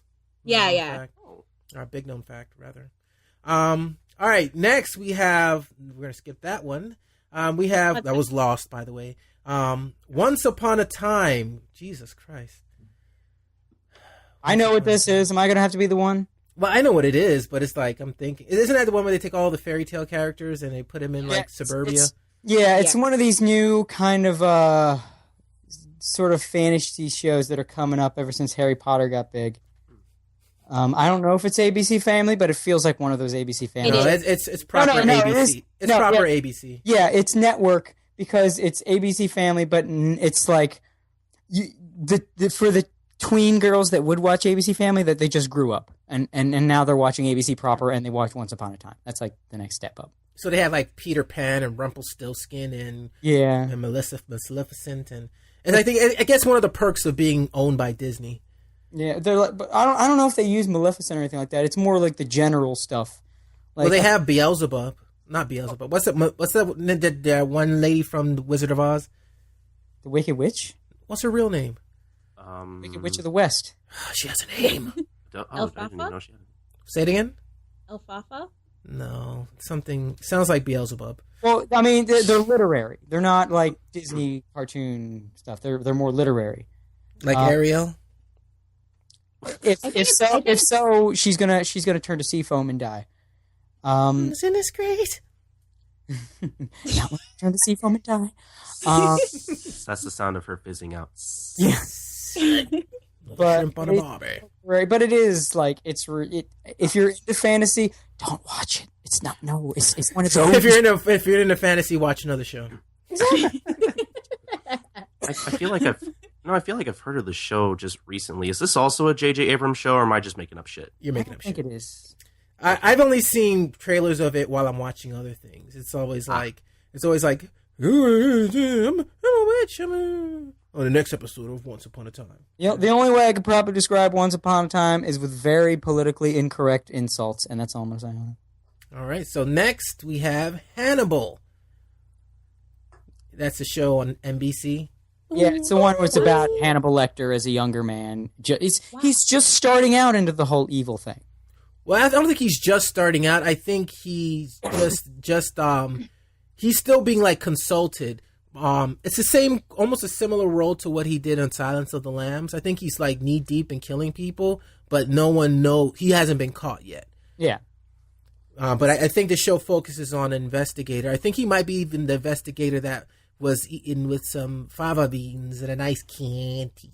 Yeah. Candy. I have not watched it. I don't really have an interest in it, but I don't know whether it's like good or not. I couldn't say. I actually wanted to watch it, but then can you believe it that Comcast has the gall to want to charge me to watch an episode of that crap and on demand? So I was like, screw that show. Well, there are ways you could watch it that you're not supposed to do it, but but hey, no, there's ways to skin a cat, but I'm not going to do that either. I'm just saying, options there. No cat analogy. No, please. That's the sound of a cat being skinned. No. Hey, you like violins? You get them cat guts. Megas XLR. Now, this show's loved by a lot of people, mainly the two guys in the mic guys. But I watched a few episodes of it. It's cool. I love it. I'm pretty sure the guys at the other side love it. If they don't, I'm ordering them to love it. It was. I don't know why you would need it to be anime though. It was part of the great thing about it was it's. I guess you could say American sensibilities because one of the things it did was parody anime tropes and like other kind of geek and sci-fi tropes. But let's focus on anime because of the topic. From an American perspective, and you know there was a lot of very Americanism vibes, let's say, in that show that. And it already had an anime style, so why do you need to go that full last jump and make it an anime? It was already animated, and it was already anime-esque, and it already parodied anime. What would be accomplished? Well, you have to turn it into an anime so it can have a Japanese soundtrack, and then redub it so it has an American soundtrack, so it has an American dub. But The opening song was very much an American cartoon kind of thing. It was because it was a joke. The main character being like a greasehead and his best friend being a slacker. These are very American archetypes, I guess you could say. I don't want to say archetypes, but they're American just personalities. Yeah, there you go. They're very American kind of characters. You're not going to see a lot of characters like that in a lot of anime. And again, a lot of it was parodying anime from an American point of view, like the episode where they ran to that guy, Captain Warlock, obviously a Captain Harlock parody. And there were things like every time there was a close-up of him, not only would his hair blow through the wind, even though they were inside a spaceship, but you could hear the wind. That was the best part. Just randomly get close and then all of a sudden, whoosh, and it would just cut. So like just that kind of making fun of that stuff. Basically what I'm saying is everything that made Megas XLR great would be lost if you made it an anime, and not a damn thing would be gained. So I think making that an anime would be a terrible idea. Oh man, I feel like such an asshole because I've never seen an episode of Megas XLR. Oh, it's good. You should look it up. It sadly canceled for reasons no one can understand because it got good ratings, but they kept shuffling it around because someone at the network hated it. You know, like Cartoon Network usually does. Yeah, because they hate its fans. We're not going to go to Cartoon Network. They can suck my balls. But whoa! Cartoon Network is doing right by anime fans right now. Well, because new management. But they could still suck your balls. Cartoon Network of that era that fucked with Megas XLR and then decided live action programming was the way to go, and then let's give 20 more seasons to all these other garbage shit. They can suck my balls. Okay. The Adult Swim people can suck your balls. Well, oh, A lot of them can now because as much as I loved Adult Swim when they started, they're William pretty much... Street. They turned into fucking stoner TV, and it's fucking stupid. Tim and Eric. Hey, actually, I'm not gonna lie. I'm not gonna lie. I like Tim and Eric. Tim and But Eric. I'm gonna admit, that's you gotta know what they're... Unless you're high. If you're not high... Oh, you yeah. You gotta If you're know... not high, it's like, why am I watching this? No, What no, the hell because is this? they're there is something they're legit making fun of, but if you're not aware of it, it's like a weird sub-counterculture thing. If you're not aware of it, it's not going to appeal to you because they're very much making fun of, and their humor is very much rooted in that weird, cringeworthy, found footage, old TV, those old public access, or like, where the fuck did this come from? Like, if you're a regular browser of sites like Everything Is Terrible and Cringe Channel, then you're aware of where Tim and Eric's humor is coming from. Unless you're high, then just when they do silly stuff, it's funny. But the problem is, I love Tim and Eric because I'm in that whole little... I've always followed that kind of weird subculture. Like, I've been following Everything Is Terrible since the site started. But You were following it before it was cool. If it's cool now, sure. I'm just joking. But like, as much as I, am sort of versed in that and get their jokes, I will fully admit they ruined Adult Swim. As much as I love Tim and Eric, they fucked up Adult Swim because then they came on that network and Adult Swim was like, this is what we're gonna do from now on. It only cost us $5,000 to make this episode. Yeah, and so now, like, Adult Swim started doing more surreal... Assy McGee. Yeah, that was fucking stupid. And, like, Whiskey all Jingle. their bumps now, like, they do these stupid bumps that are, like, obviously for people that are high, like, all these weird colors and effects that mean nothing. It's just noise, but, hey, you're But high. then again, those shows are on, like, now. Like, 2:11 and 1 a.m. It's like, who else was up watching this crap? Well, I mean, there was plenty of people up watching it when Adult Swim was filled with better stuff. Like, when it was, basically, Space Ghost Coast to Coast, you could say, started Adult Swim when it started. Oh, yeah. And then... C-Lab. Yeah, C-Lab, Aqua Teen, that stuff was great. I love C-Lab. Oh, C-Lab is the bestest. And that shit was great. And then, like I said, everything was going great. Tim and Eric came on. I like I said, I like Tim and Eric, but they fucking ruined Adult Swim. Because after that show came on and that show hit big, just everything now is stoner TV. Thank God we got Toonami. I don't even know how we got Toonami, because you'd think with the way Adult Swim is now, like, Tom would be, like, all weird and psychedelic and wobbly and, like, really flat and flash animated, and just all of a sudden a live action face would come in, and that's the computer girl, and she's like Magic Hair Forever. But she's just no, Perfect Hair Forever. There That you was go. that's Perfect so- Hair Forever. that was an anime parody from the Aqua Teen Hunger Force guys. That was intentionally... Squidbillies. The Squidbillies. Yeah, that's still the Aqua Teen guys, and that's a little less stoner humor and a little more weird. But yeah, I can take it or leave it. It's So that's Megas XLR, folks. And the next one we have Modern Family. why? No. What? No. Jay! Jay! That's Modern Family. Putting aside the fact I don't like this show, just putting that aside, why does it need to be on? What will be accomplished? I think people at this point were just naming shows they liked. I want to see this as anime because I need things to be anime. Why does it need... What would be accomplished with a Modern Family anime? Oh, now you can see the various different lifestyles, but now they have speed lines. Like, what would be done by making Modern Family anime? I think we've established that nothing needs to be turned into an anime. I think just at this point, it's like, do you have anything to say about the show? Nobody? Bueller? Nah. Bueller. All right. Next, we have Married with Children. We're skipping The Walking Dead because we talked about that already. Married with... I could have easily not said that because they don't see our list, but I felt like just saying that. They're reading the show notes. That's true. Married with Children. No. Why would you want to turn this into an anime? Okay. Married with Children. Yeah. This one, I almost do want to turn an anime because of the current sort of climate of anime. I don't even think anything will be accomplished. This is just a spiteful thing. I just want to make this an anime and just throw it into the pool of anime and watch what happens. You know what? I think Married with Children is a weird type of show that you almost have to watch. Well, a lot of people...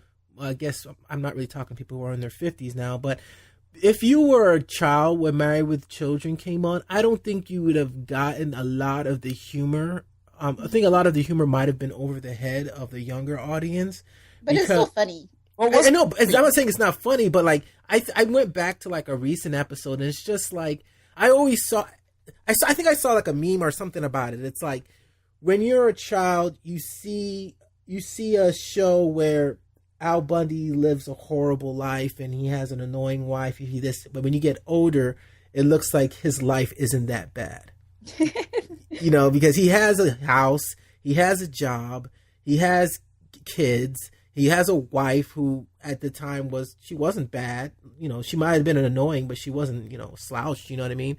So, and all she wanted to do was jump his bones. So it's just kind of like, what the hell are you complaining about? The joke was that this is a guy. The premise of the show. This was a guy that was way past his prime. Like whatever story there was to tell about this guy came and went, and this is just sort of the husk that keeps on living.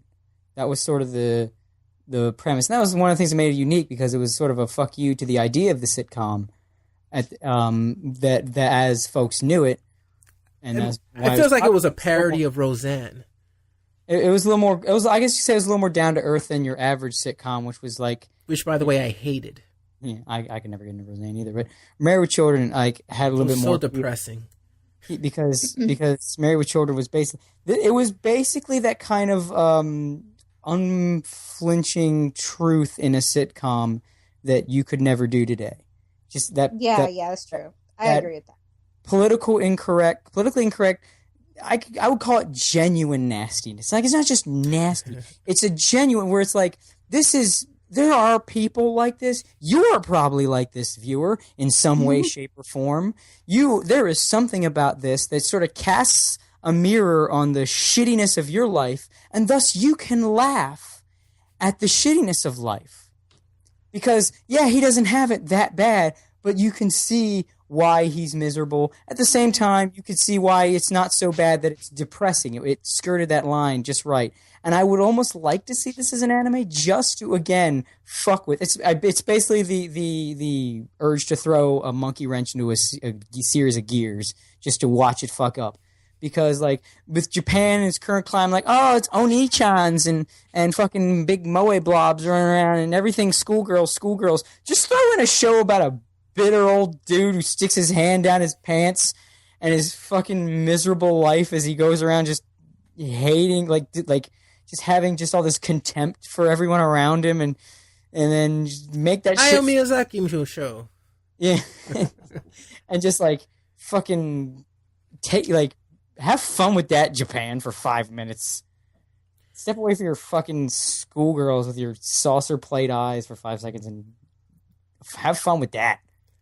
You know what? I would actually watch that. Next we have and the irony behind that, Modern Family and Married with Children have the same guy. Yeah. Supernatural. That one might make a good anime because it has. Yeah, I think totally. that was part of the joke. It's like they do have an anime out for that, but yeah, I definitely could see that as an anime, especially considering that show like it's going on forever. It's so popular in Japan, actually, very popular.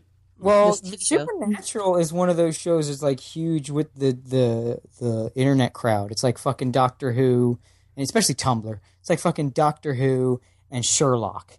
It's like these young people with crazy. It's basically the same shit anime does, but live action. This kind of goes into another direction of my point of what is to gain. Supernatural already has an anime. B, if you took the live action show and made an anime, not a damn thing would change. Because it practically is an anime just the way that it's executed. So not a damn thing would change. Unless, again, it's just icky that it's live people. I need animation. not a damn thing would change. It's practically is. It is an anime, but it's not animated. Yeah. Like the way the characters are, you even got the possible yaoi baits, and then you have the mysterious villain and the subplot, but then you have the episodic stuff to start out with, but then the plot builds and starts to take over the show. It's an anime, but it was made in America. Next we have Switched at Birth. Now, what the fuck is this show? This show has such a generic title that I must know what it's about. Oh, I know this one. Ooh, can I go? Go ahead, Cody. Okay, because I've talked about these before. This is one of these shows from ABC Family. Oh, God. ABC. Enough said.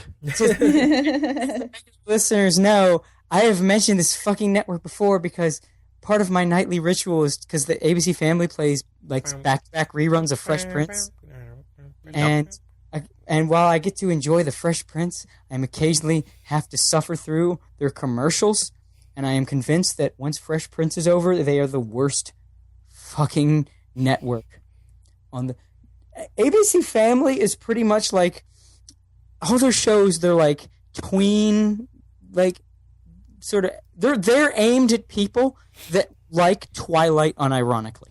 The Twilight movies play on that network.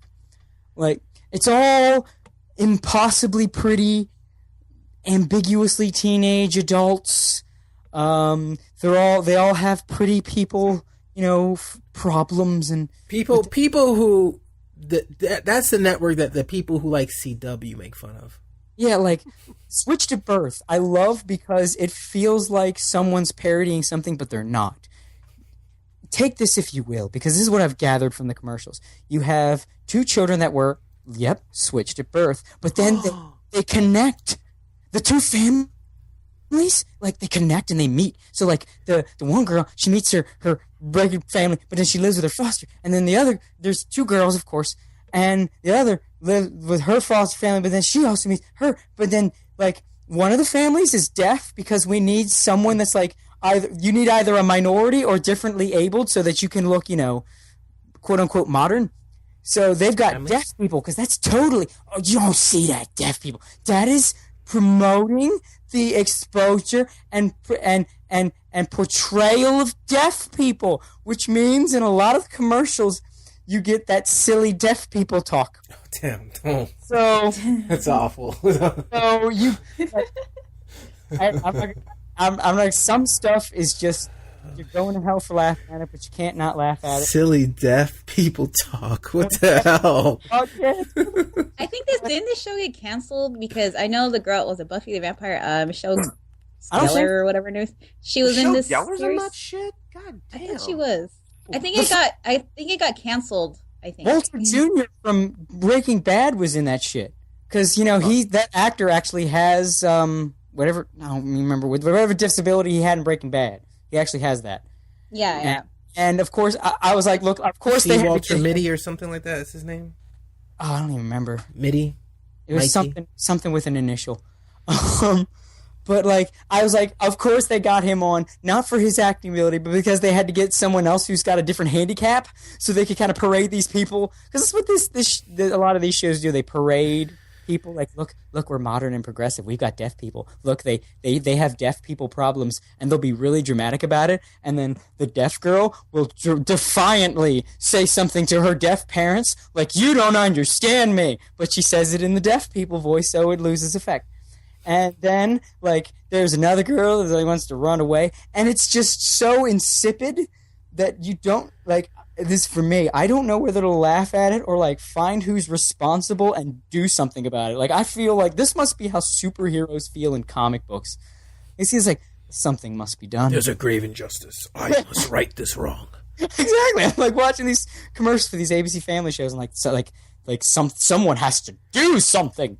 Speaking of ABC Family, after talking about it over multiple episodes, I decided to watch an episode of Wait for it, Pretty Little Liars. No! I sat there and watched an entire episode of Pretty Little Liars, and then, ladies and gentlemen, guess what? I watched another. No, not Pretty Little Liars. I had it playing in the background admittedly, but it's not god awful. It's a formulaic type CW type of show where it's about a mystery and this girl dies and she's sending them text messages and stuff. But just like what Cody said, it's that type of show. But yeah, I saw 71 episodes. It has to be somewhat decent, right? I'm joking. The next one that we want to talk about is Game of Thrones. Nobody? Nobody.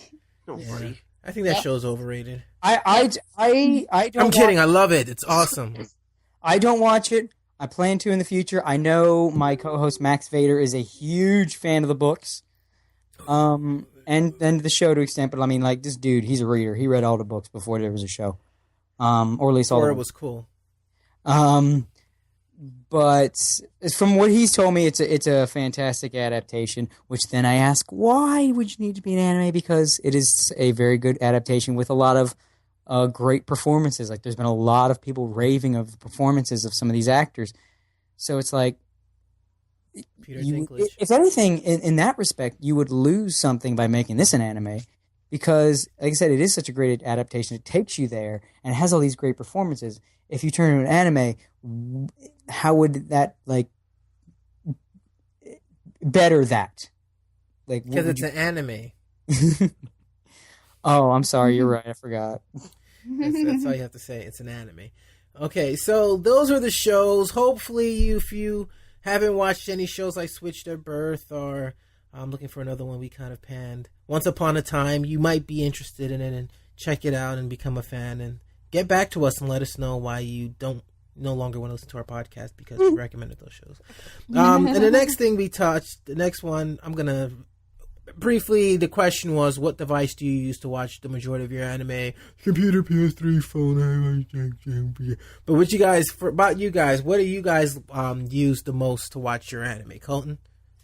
I try to use my PS3, except I always have problems with the Crunchyroll app because it always crashes on me. So whenever I can't use my PS3 app, I just use my laptop.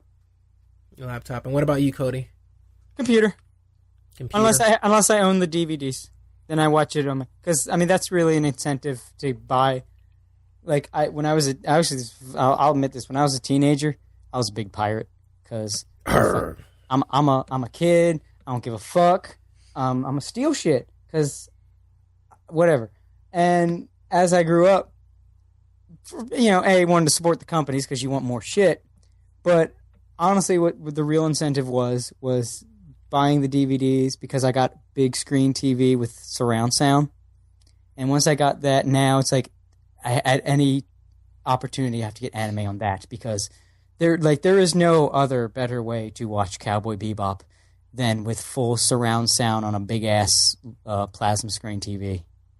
Nice. If you're watching, probably watching it in an IMAX would be better. Yeah, maybe. But unfortunately, I can't get that in my house. So, but like, it's either DVDs or mostly computer. And JD, Pasocom or computer. What'd you say? I will come down there. Did you say Masukon? No, Pasocom. That's the same word for computer in Japanese. Oh, okay. I don't have my SP1, so I don't know. That sounded more French. No. Pasocon. Well, anime is a French word, so maybe that's. What about you, Sean? Sean, do you use your phone? I'm pretty sure you use your phone. Oh, I use my phone. I use my iPad, and I use my laptop. I don't use a television because I don't own a television because I'm like that. I don't watch anything on a television. I watch everything through a computer, an iPad, and a phone. Like totally. Because that's what I do. Like oh my god. What? What did you say? You making fun of me? Are we moving on to the next thing? Like totally. Like okay. Name an anime series that turned out to be more enjoyable than its manga. And the first one that we actually had a couple people say this one. Gintama. Yes. That obviously that kind of sucks for you because you're just talking about the manga.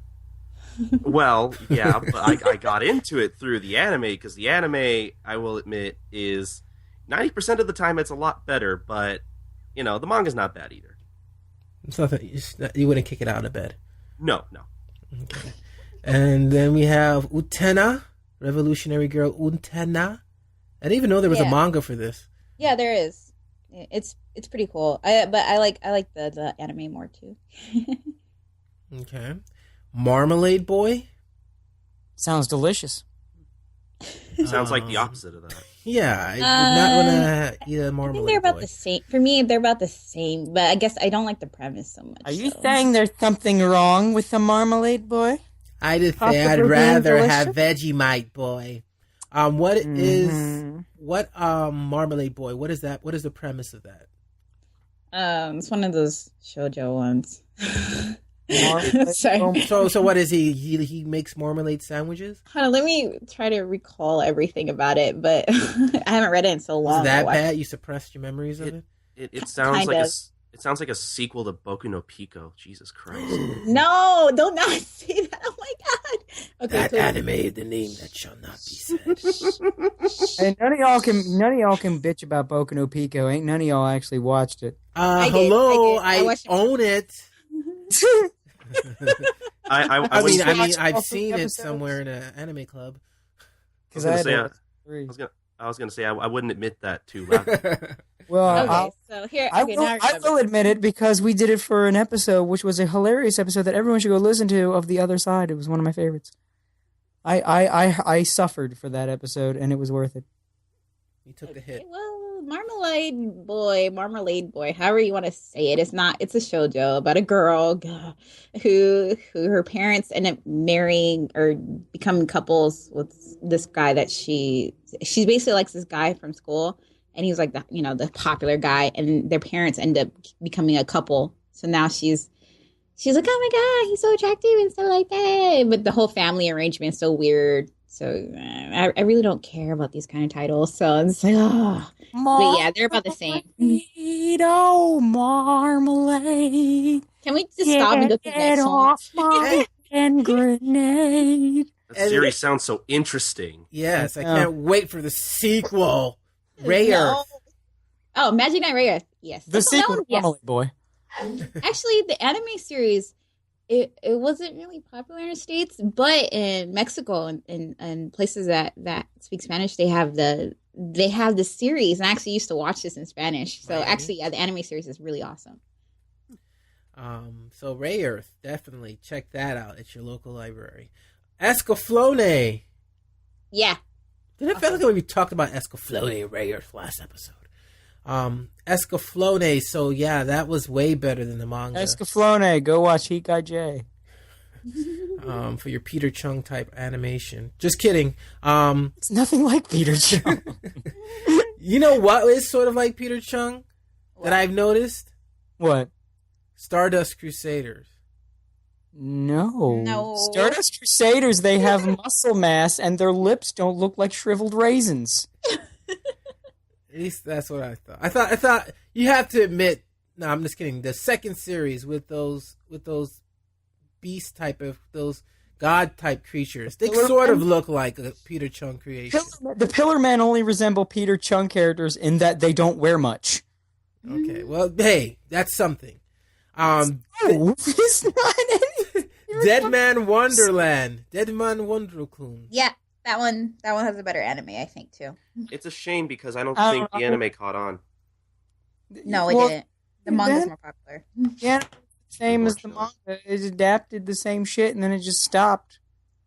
I think the only real thing that has got over the manga was that opener, which was pretty cool, but it's like the same shit.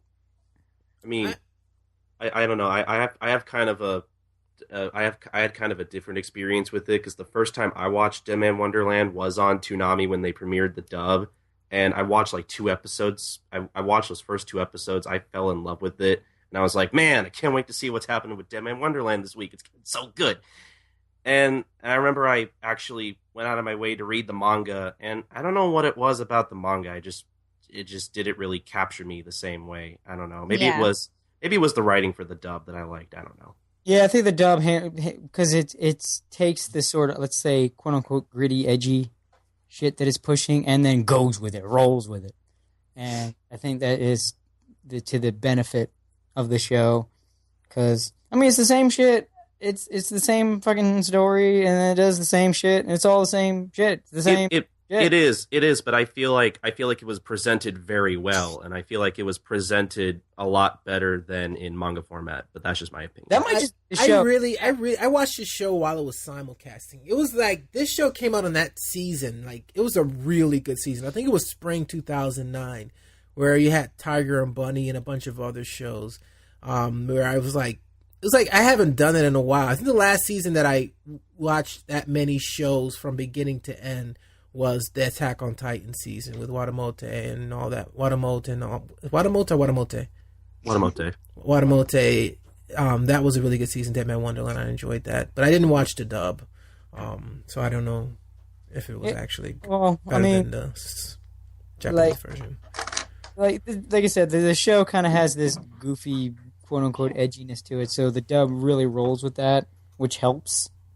And I think that it would be sort of a jarring, I think, to then see that and then go to, let's say, a manga with a more straight translation that has less of the Funimation flavoring, because they're very good at that. Like they get a show and they think, what's the audience? What's the show trying to do? Let's flavor the dub with whatever they're going for. So they get a show like Dead Man Wonder and they flavor it up with a little quote unquote edginess with the dialogue, and then boom, you've amplified the show a little bit. So then you get that show without the Funimation spice, and then it feels a little more bland. It doesn't feel as flavorful. It doesn't have the fun.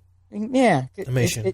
Now it's just you're just getting the product without the extra oomph, and sometimes the spice that they add at Funimation can sometimes mask some of the more blander flavors of shows, where they take a show that was just and then they kind of make it a little more interesting with what they do. And sometimes they take a bad show and they make it into a good show. Hi, Hatalia, how you doing?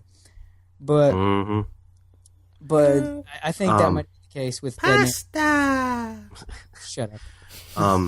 See, I feel like with me personally, because when I started reading the manga, unfortunately, I think it was just like last year. So I think just recently, because obviously I think at one point Tokyo Pop had the license, and obviously they, all that stuff. And unfortunately I was stuck with reading it through other means. But now that Viz is re-releasing it, I'm legitimately thinking about maybe rereading it, because maybe their translation might be better. I don't know. We'll have to see. But that's just me personally. So, guys, so now that we've read all of the things that people on Twitter posted, what are some of the manga, that anime series that turned out to be more enjoyable than its manga for you? Let's start with Colton.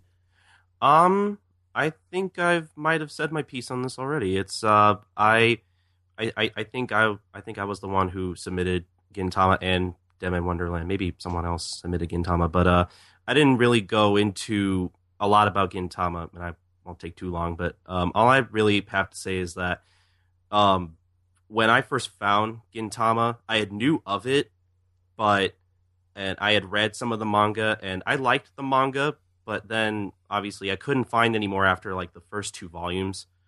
So I just kind of gave up on it for a while, and then I just kind of randomly decided to watch the anime because I had seen clips and it looked pretty funny. And then I blow through the whole first season of the anime in like a little less than a month, and I'm just thinking to myself, where have you been all my life, show?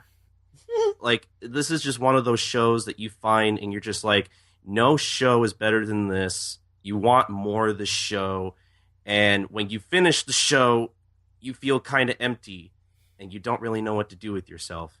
And yeah, I mean, personally, I feel like the anime, when it comes to certain story arcs and certain scenes, I feel like the anime does a better job presenting certain scenes, because sometimes the manga's art is not really sketchy, but it's it's a little lackluster. But I mean, I'm not an artist, so I can't really say. But I don't get the same impact from certain scenes in the manga like I do in the anime. And I could go on about that all day, but I have a podcast for that, so I can.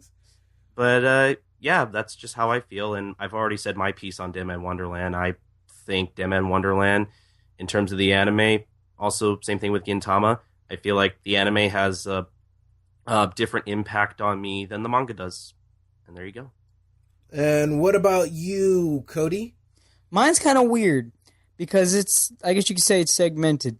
Parts of One Piece, not all of One Piece, because it's changed how it's done things over its long run. Yup. And now it likes to stretch things like a motherfucker to the point where they'll stretch an entire, like, one manga chapter for an entire episode, whereas episodes used to be like 3 or 4 manga chapters. But there were parts of One Piece that were better than the manga, like the Alabasta arc. No, really, Season 2 in general, like Chopper's backstory, because it was accentuated by the music and the art direction. Not even just the Ave Maria scene, but then like that wind, kind of sad, melancholy chime music. That tune gets me. Every time I hear that, oh, damn, no. You already weakened my defenses. Now you bring that tune. Don't play that. Don't play that. I know what you mean. Yeah. And then the Alabasta arc, the whole, like, it was all, you already had this epic arc with like one of the greatest anime villains of all time. How do we make this better? Just again, the art direction they use, like after the second fight with Crocodile, when he's just holding Luffy's desiccated body, and that sort of light cast behind him, and just the way that was framed, and after the final battle, when Dvorak's New World Symphony Movement 4 started kicking in and played through the rest of the episode, and just was all the events of the episode were timed with the symphony, and just didn't like a moment when the rain first fell, and just all of that was just fantastic. Great direction. It was. It was a little kind of hampered by the fact that it was a weekly series, so it had a noticeably smaller budget, so there was a lot of shortcuts. It was cheaper. But it was definitely doing the best with what it could. And for a while, I think when it started to slip was Water 7 into Ennie's Lobby. That's when shit started getting fucked with and started to drag. And then, but up until then, I think that was doing better than the manga. As best, basically, once they start storming Ennie's Lobby, if you're watching the One Piece anime, watch it up until they storm Ennie's Lobby, then drop the anime and read the manga. Another one is kind of cheating. It's Hetalia, the Funimation dub, because the Hetalia comics, the original little comics, suck ass. And even the original anime sucks ass. But then Funimation took it and was like, hey, you know what we can do with this? Make it funny. And they did. And it's funny. And it's a hell of a lot better than the original material. Oh, man, and I watched the first season and a half of that show, and I was so disappointed.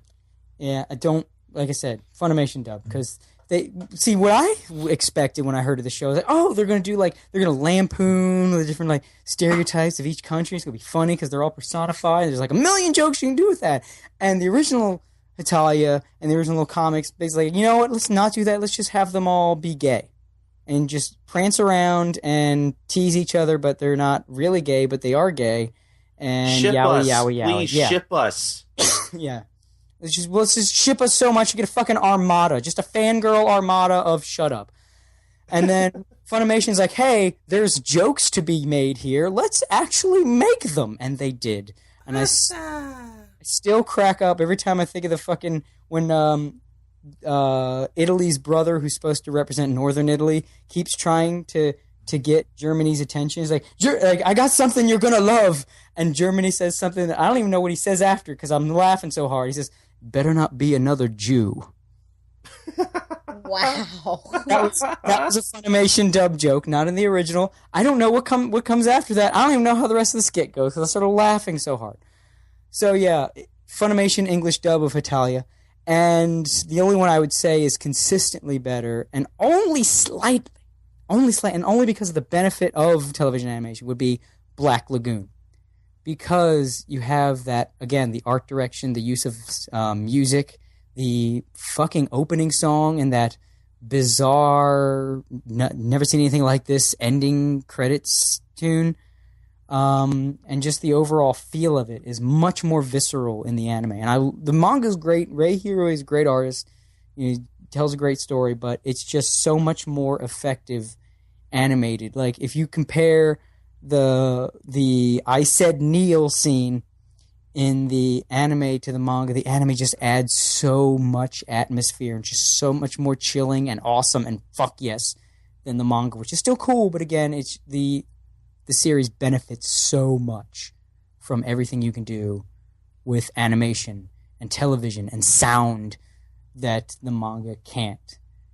So it's sort of a unfair advantage in that regard, but Black Lagoon nails it. Nice. And JD? Mine would have to be Claymore, actually. I really like the animation than the anime. Even though it kind of goes away from the manga, I do like it a lot better than the manga itself because, I don't know, I guess the story, like, it has a lot of action in it. So it's just like, well, I mean, speed lines are great and all, but I kind of want to watch the animation for that. So, yeah, I would definitely say Claymore. Yeah, that's the only one I can think of right now. Definitely a great show.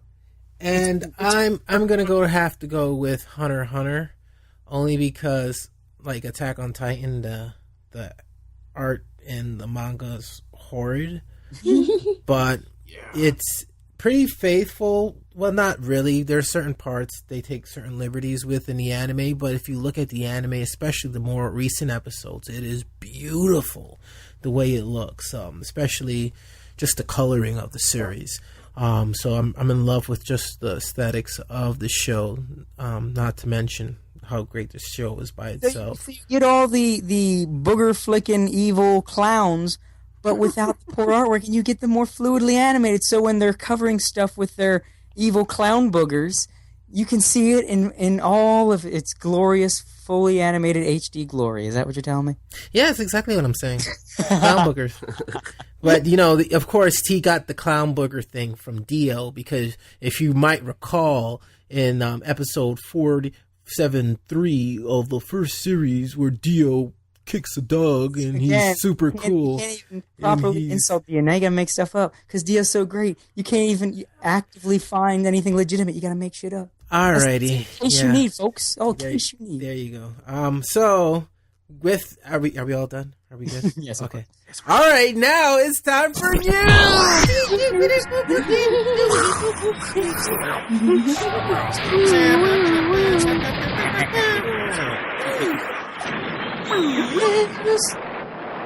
All right. So, on this news cycle, I have 2 bits of news. Do you guys have any news? I ain't got no news. Well, I have 2 bits of news, and I think these 2 bits of news are all the news you need. I'm doubt there's like a million things that happened between our last episode and this episode, and there's only 2 things that matter. The first thing is that Hunter x Hunter is returning after a 2-year hiatus, and of course I'm talking about the manga, and this is so freaking awesome, man. It really is, man, because I just recently caught up with all of the mangas, so now it's like, more's coming, and then we get to wait another 2 years for the next chapter. Which kind of sucks. If you guys know Togashi, he's known for taking long stretches of time. Hopefully it's not because he's sick, but just because he just doesn't feel like doing it. Because he's that awesome. Or he's playing Dragon Quest, as people on the internet like to theorize. Well, I've made my remarks, and I've already trolled Sean enough. Although I feel like I owe him some extra trolling, after the little stint from earlier. But I'm going to be the bigger man and refrain. But I already had my theory as to why we have the hiatuses. Oh, okay. Well, you know what? I think. Do I think he came back because he's feeling pressure from his waifu, who's like, hey, this summer's going to be all about me because my show is coming back.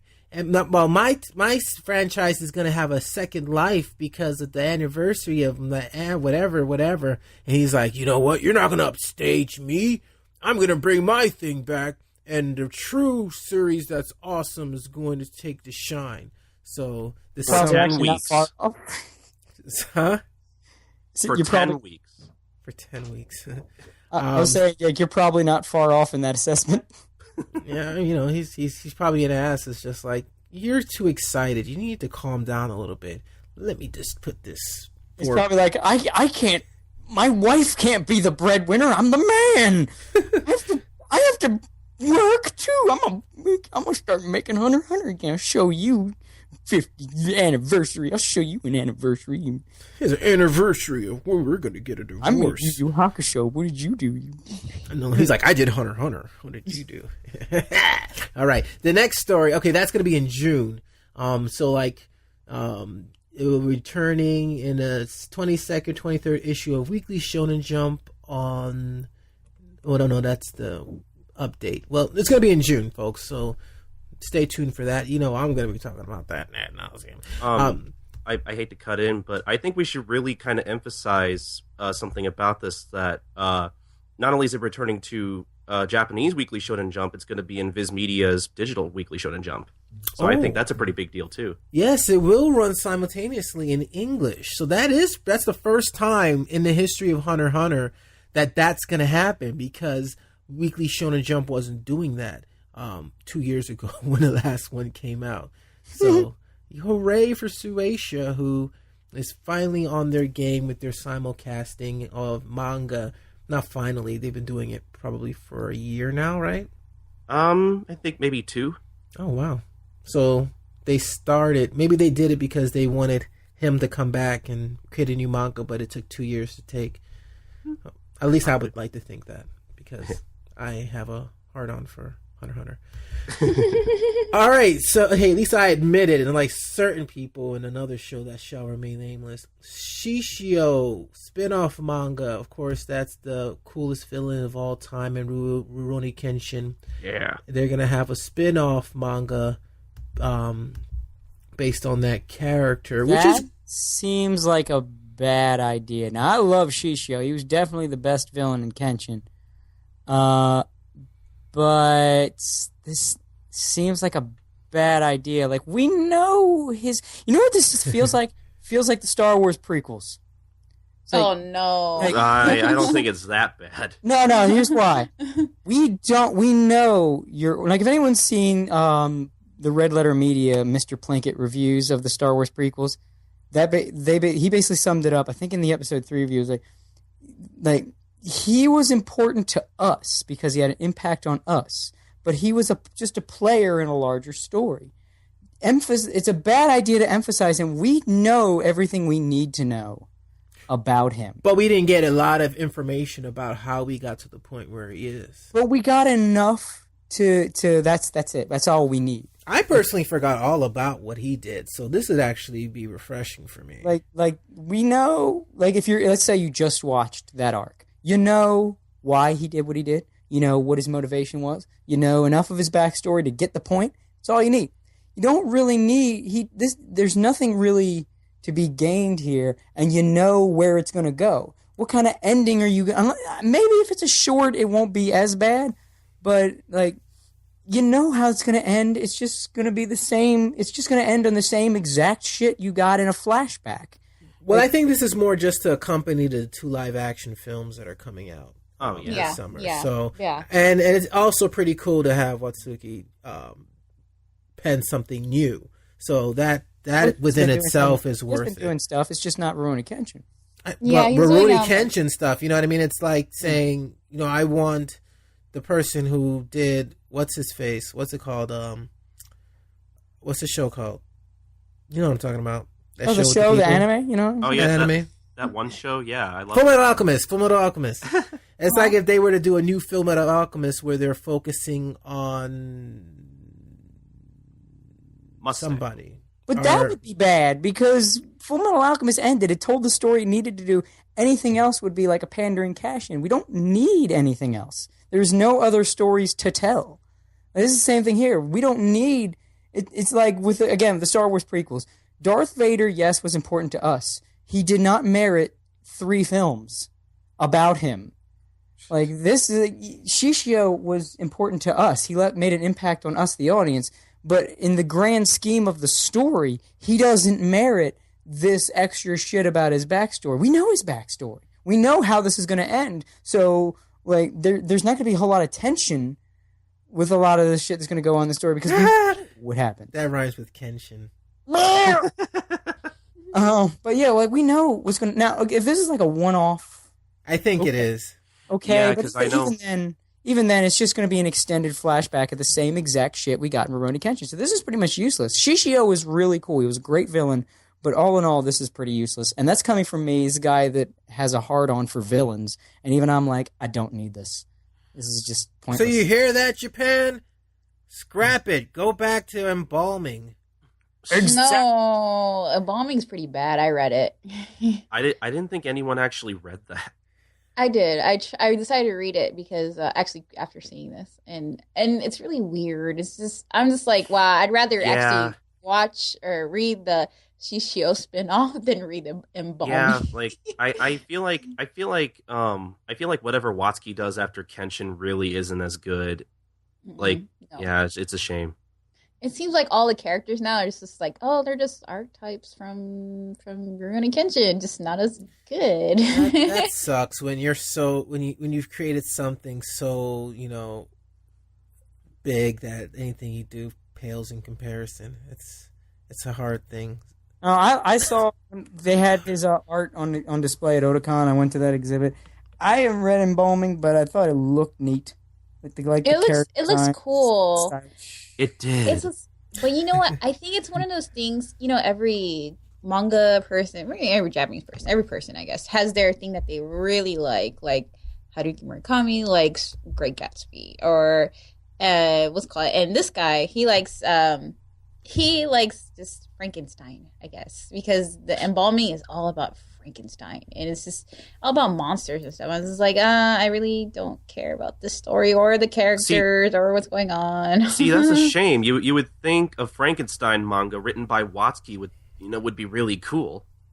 No, it's not, because the pacing is too fast, and for what I gathered from it, it just doesn't work. It's just like, okay, I can see right through what you're trying to do, dude, and it's not cool. It's not worth the more than one volume worth of that's a real shame.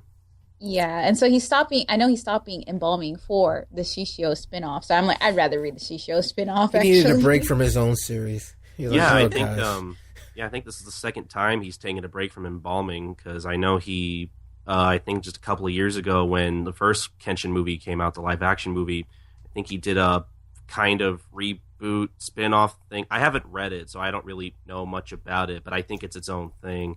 So, yeah, I don't know. From what I've heard of that first reboot, I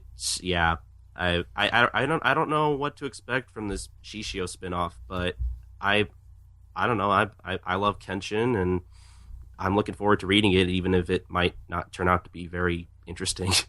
You know what? All I hear is like money in the background, just this cash register. That's all I hear at this thing.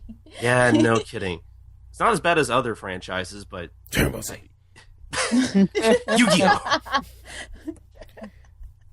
Pokemon. Shit.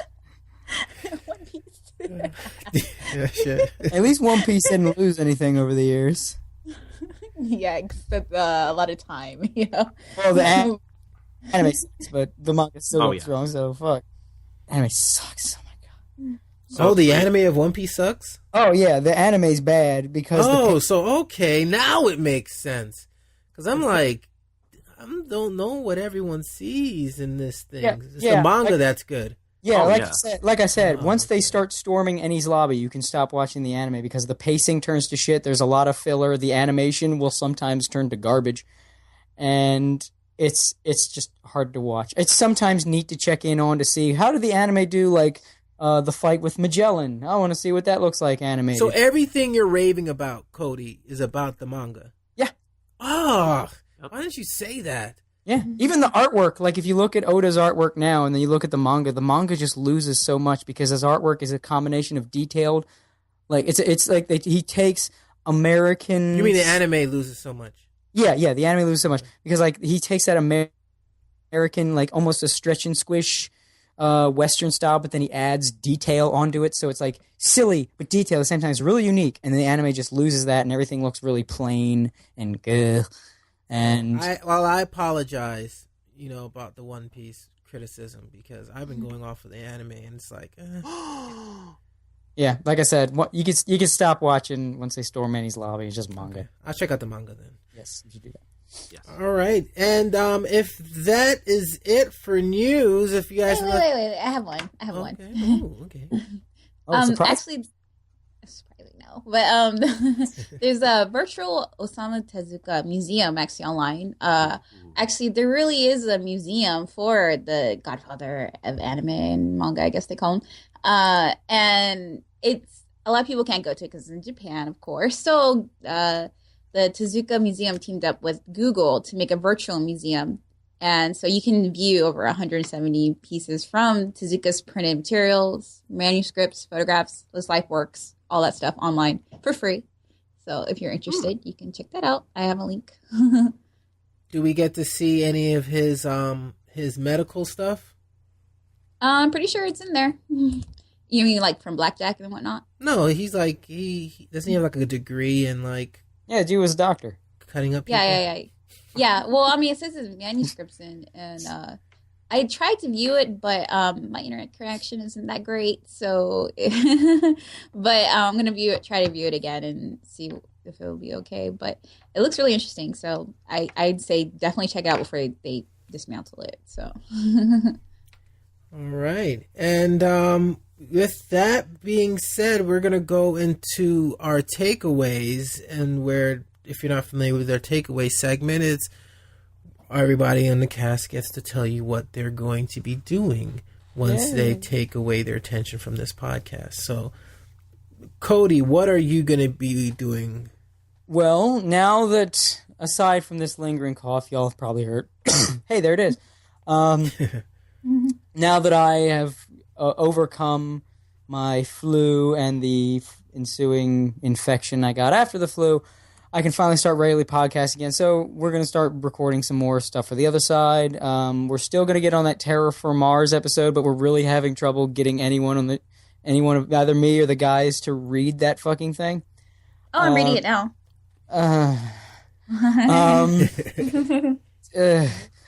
So as soon as we can finally get some discipline amongst us, we'll finally read that and then have that come to you. But y'all are gonna love the next episode because we stumbled upon the most embarrassing fucking thing we've ever seen. It's like, of course, we have to do an episode on it. Speaking, of course, about a game that just came out on Steam called Go Nippon. We've all downloaded a copy. We're all going to play that fucking thing, and then we're going to do a hilarious episode on it. It's going to be great because it's going to be really hard to get through it, and those are always the best episodes. When I think there's a summer season. Some of it's been announced, and we'll probably have more down the pike. So we'll have an episode on that, and we have what was that? Oh my god! Oh yeah, we're gonna have an episode on the recurring phenomena of Oda Nobunaga and Japan's apparent obsession with this guy. So yeah, he's weird. Weird. We'll be looking into that, which would be great because one of my co-hosts, who's probably the quietest of the three of us, Andrew Erickson, is a huge history buff. So that's going to be his episode to just go apeshit. So that's going to be great. And I'm still working on Cloud Scratcher at www.cloudscratcher.com. And I'm going to be releasing T-shirts hopefully soon. One of the first things I want to start doing now that I'm back from my trip is to start working on T-shirt designs. So hopefully should be selling some T-shirts in the next couple months. So everyone should totally buy them because they're going to be bitching. And that's what I'm doing. All right. And Colton, what are you going to be doing? Well, I have two things that I'm going to be doing. One of which I'm sure Cody will cringe at. We'll get to that in just a second. I want to get to my main thing first. So I think by the time this episode, Wednesday. By the time this is released, me and my friend Jonathan will have already recorded a new episode of Life Lessons, the Gintama Manga Cast, and that'll hopefully be out the week after. We're going to be covering chapter 18 of the manga, which deals with kappas and that of the like. So I can't wait for my unknowledgeableness of Japanese culture to show on that episode, like it always does. But yeah, we're going to be doing that pretty soon, and then that I can't talk. We're also going to be doing, because I have a confession to make. I like My Little Pony. I think it's a decent show, but okay, I'll give you decent. Would you classify yourself as a brony? Honestly, no. I really thank wouldn't. God. No, I just like the show, and that's it. Like, I don't draw fan art. Tell me you're not so far gone that at least tell me you don't like Pinkie Pie. As a character, I like her. Get the fuck out of this podcast. Which one's Pinkie Pie? You know what? Just watch 5 minutes of a fucking Is Pinkie Pie the one that's like... Pinkie Pie is fucking Gurr. She's the new Gurr. That's what fucking Pinkie Pie is. I don't know what Gurr means. Have you know Invader Zim?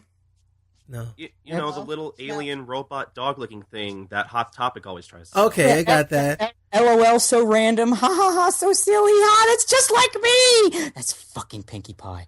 That works.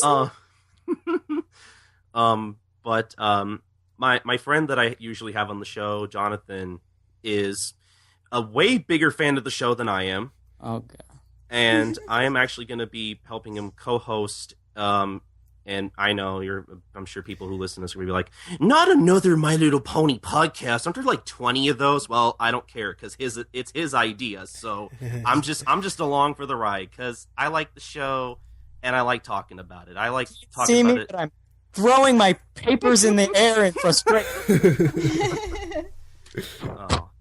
But yes, we're going to be starting that up pretty soon. It's a fairly new project that we just started settling on, and I finally have a blog set up for that. I don't have anything on it yet because we haven't gotten the chance to record anything for that yet, but hopefully we will release the first episode of that next month. I don't have an exact date for that yet. Middle of May. Let's be general here. Middle of May. And if you're interested in that at all, you can find that at ponybitspodcast.wordpress.com. All right. And there you go. And JD, what are you going to be doing? Actually, me and Colton are going to be recording for our next podcast for Manga Corner about harems. Oh boy! But yeah, I know. My favorite is Love Hina. Oh God, I'm about to punch you in the face. Like God, I hate that. Like I'm sorry. I don't know. This is like my pet peeve, right? No, I'm sorry. I absolutely hate. We're fully justified. I just hate it. But you know what? Like we're just trying to figure out what we're gonna do with how we're gonna do this harem manga thing. And I recently learned there's reverse harem manga, so I was just like, okay, wow, okay. Well, we'll go into that later. Then once you're done listening to the Manga Corner's fabulistic episode on harems, you can go check out a little supplementary material and listen to a classic Other Side episode also on harems. It was from season 1, one of our oldest episodes. We did one too, so then you can go listen to Manga Corner, and then once you're done, you can listen to that. You can get so much harem bashing that you'll never be able to look at Love Hina the same again. Yeah! All right. Rock on. And Sean, what are you going to do? I just spent like the last couple of weeks putting together a video schedule of a whole bunch of shows, actually myself and Jameer. So that was finalized and put that out. So we're just going to wait to hear more and put together some panels. Like we're going to do a panel that's, we already did one about not too long ago where we have sort of like a competition, not a competition, but more of an exhibition where people come up and they show out different talent and we give out different prizes. So we'll be doing that as well and having some fun with that. As far as the website is concerned, I think it's finally running smoothly. I had to get rid of a lot of stuff that was bogging it up. I'm so sick of WordPress. I was happy with the Joomla, but the Joomla I couldn't do anything with. But that's website talk 101 that I didn't sign up for to listen on this podcast. And maybe looking into some other things that I don't want to talk about too much right now, but I probably go into more detail next podcast. And of course, he's going to be continuing his job as a professional Rick Ross impersonator. Yes. Hustling, boss. Oh. So that's about. Oh yeah, and I'm also check me out at the Crunchy Report. I'm a regular host on that, where we talk about some continuing simulcasts, Hunter x Hunter, One Piece, which now I'm upset it's not the good One Piece I'm supposed to be watching. Naruto Shippuden. Curtain has been pulled back. Naruto Shippuden, which by the way is getting really good right now. It's in filler territory, but it's like what was good about the original Naruto series. That's what you're kind of going into right now. So it's showing kind of where Kakashi is showing you how the Kakashi's point of view when he was the teacher of, what he was going through when he became a teacher for Sasuke and Naruto and Sakura and stuff like that. So that's an interesting behind the curtain to look at that. And Fairy Tail, which I'm trying to follow because I haven't watched a lot of episodes leading up into where I am now, so it's kind of like, okay, I think I know what's going on here. But yeah, so that's about it. So you just look up Crunchy Report and type that in. No, that's not what they call it. But Crunchy Report. The Crunchy Report. The Crunchy Report. We shall write Rusal or whatever. So yeah, check that out. And that's about it. And then of course, A3K Podcast every Wednesday. You have two guys in a mic on Monday. Make sure you check them out and show them your support. The other side every Friday. That's Cody. If you like Cody, you're gonna love that. It's like Cody without a leash. This is tame Cody on A3K Podcast. That's true. Yeah. The Cody on the other one, he's supported by Max Vader, which in some cases Max is a little more extreme than Cody. Max Vader is more vitriolic than me, and you can imagine that. Much more dry about it. But Cody still gets all the credit. Yeah. And then the voice. Max, I think he gets a pass because he's like German, and everybody kind of expects that. Yeah, he's supposed to say those sort of things. Yeah, he's got that dry German dark wit. And then I was about to say Alex Barrett. That's messed up. No, that's your former co-host. Andrew Erickson. Who is our straight man, basically. But he's got the radio voice. So whenever we're not talking with our dumb voices, he comes in with his smooth man voice. And then it's like, oh ladies. And then the Manga Corner comes out monthly, which we will come out soon. I'm sure we'll have a date locked in by the next A3K Podcast. So you can look forward to that. And a few other shows I'm working on. I have enough content to put out A3K Radio, so I just have to sit down and cut them up and put it out. So, I guess that's about it. So thank you so much for listening. I think we hit the 2-hour mark. We're probably past that by now. But hey, we're coming back after a 1-week hiatus. And so we have to come back with the goods. So thank you so much for listening. Thank you, Colton, for jumping onto the podcast. Thank you, Cody, for feeling better and joining us. Hey. JD, thank you for being over there in Japan and making sure everything is still running smoothly, because I know things can go kind of haywire. And thank me for just being me, and of course thank you for being you. That's my catchphrase. Bye bye, folks. See you. Yeah. See, I'm waving, but you can't see.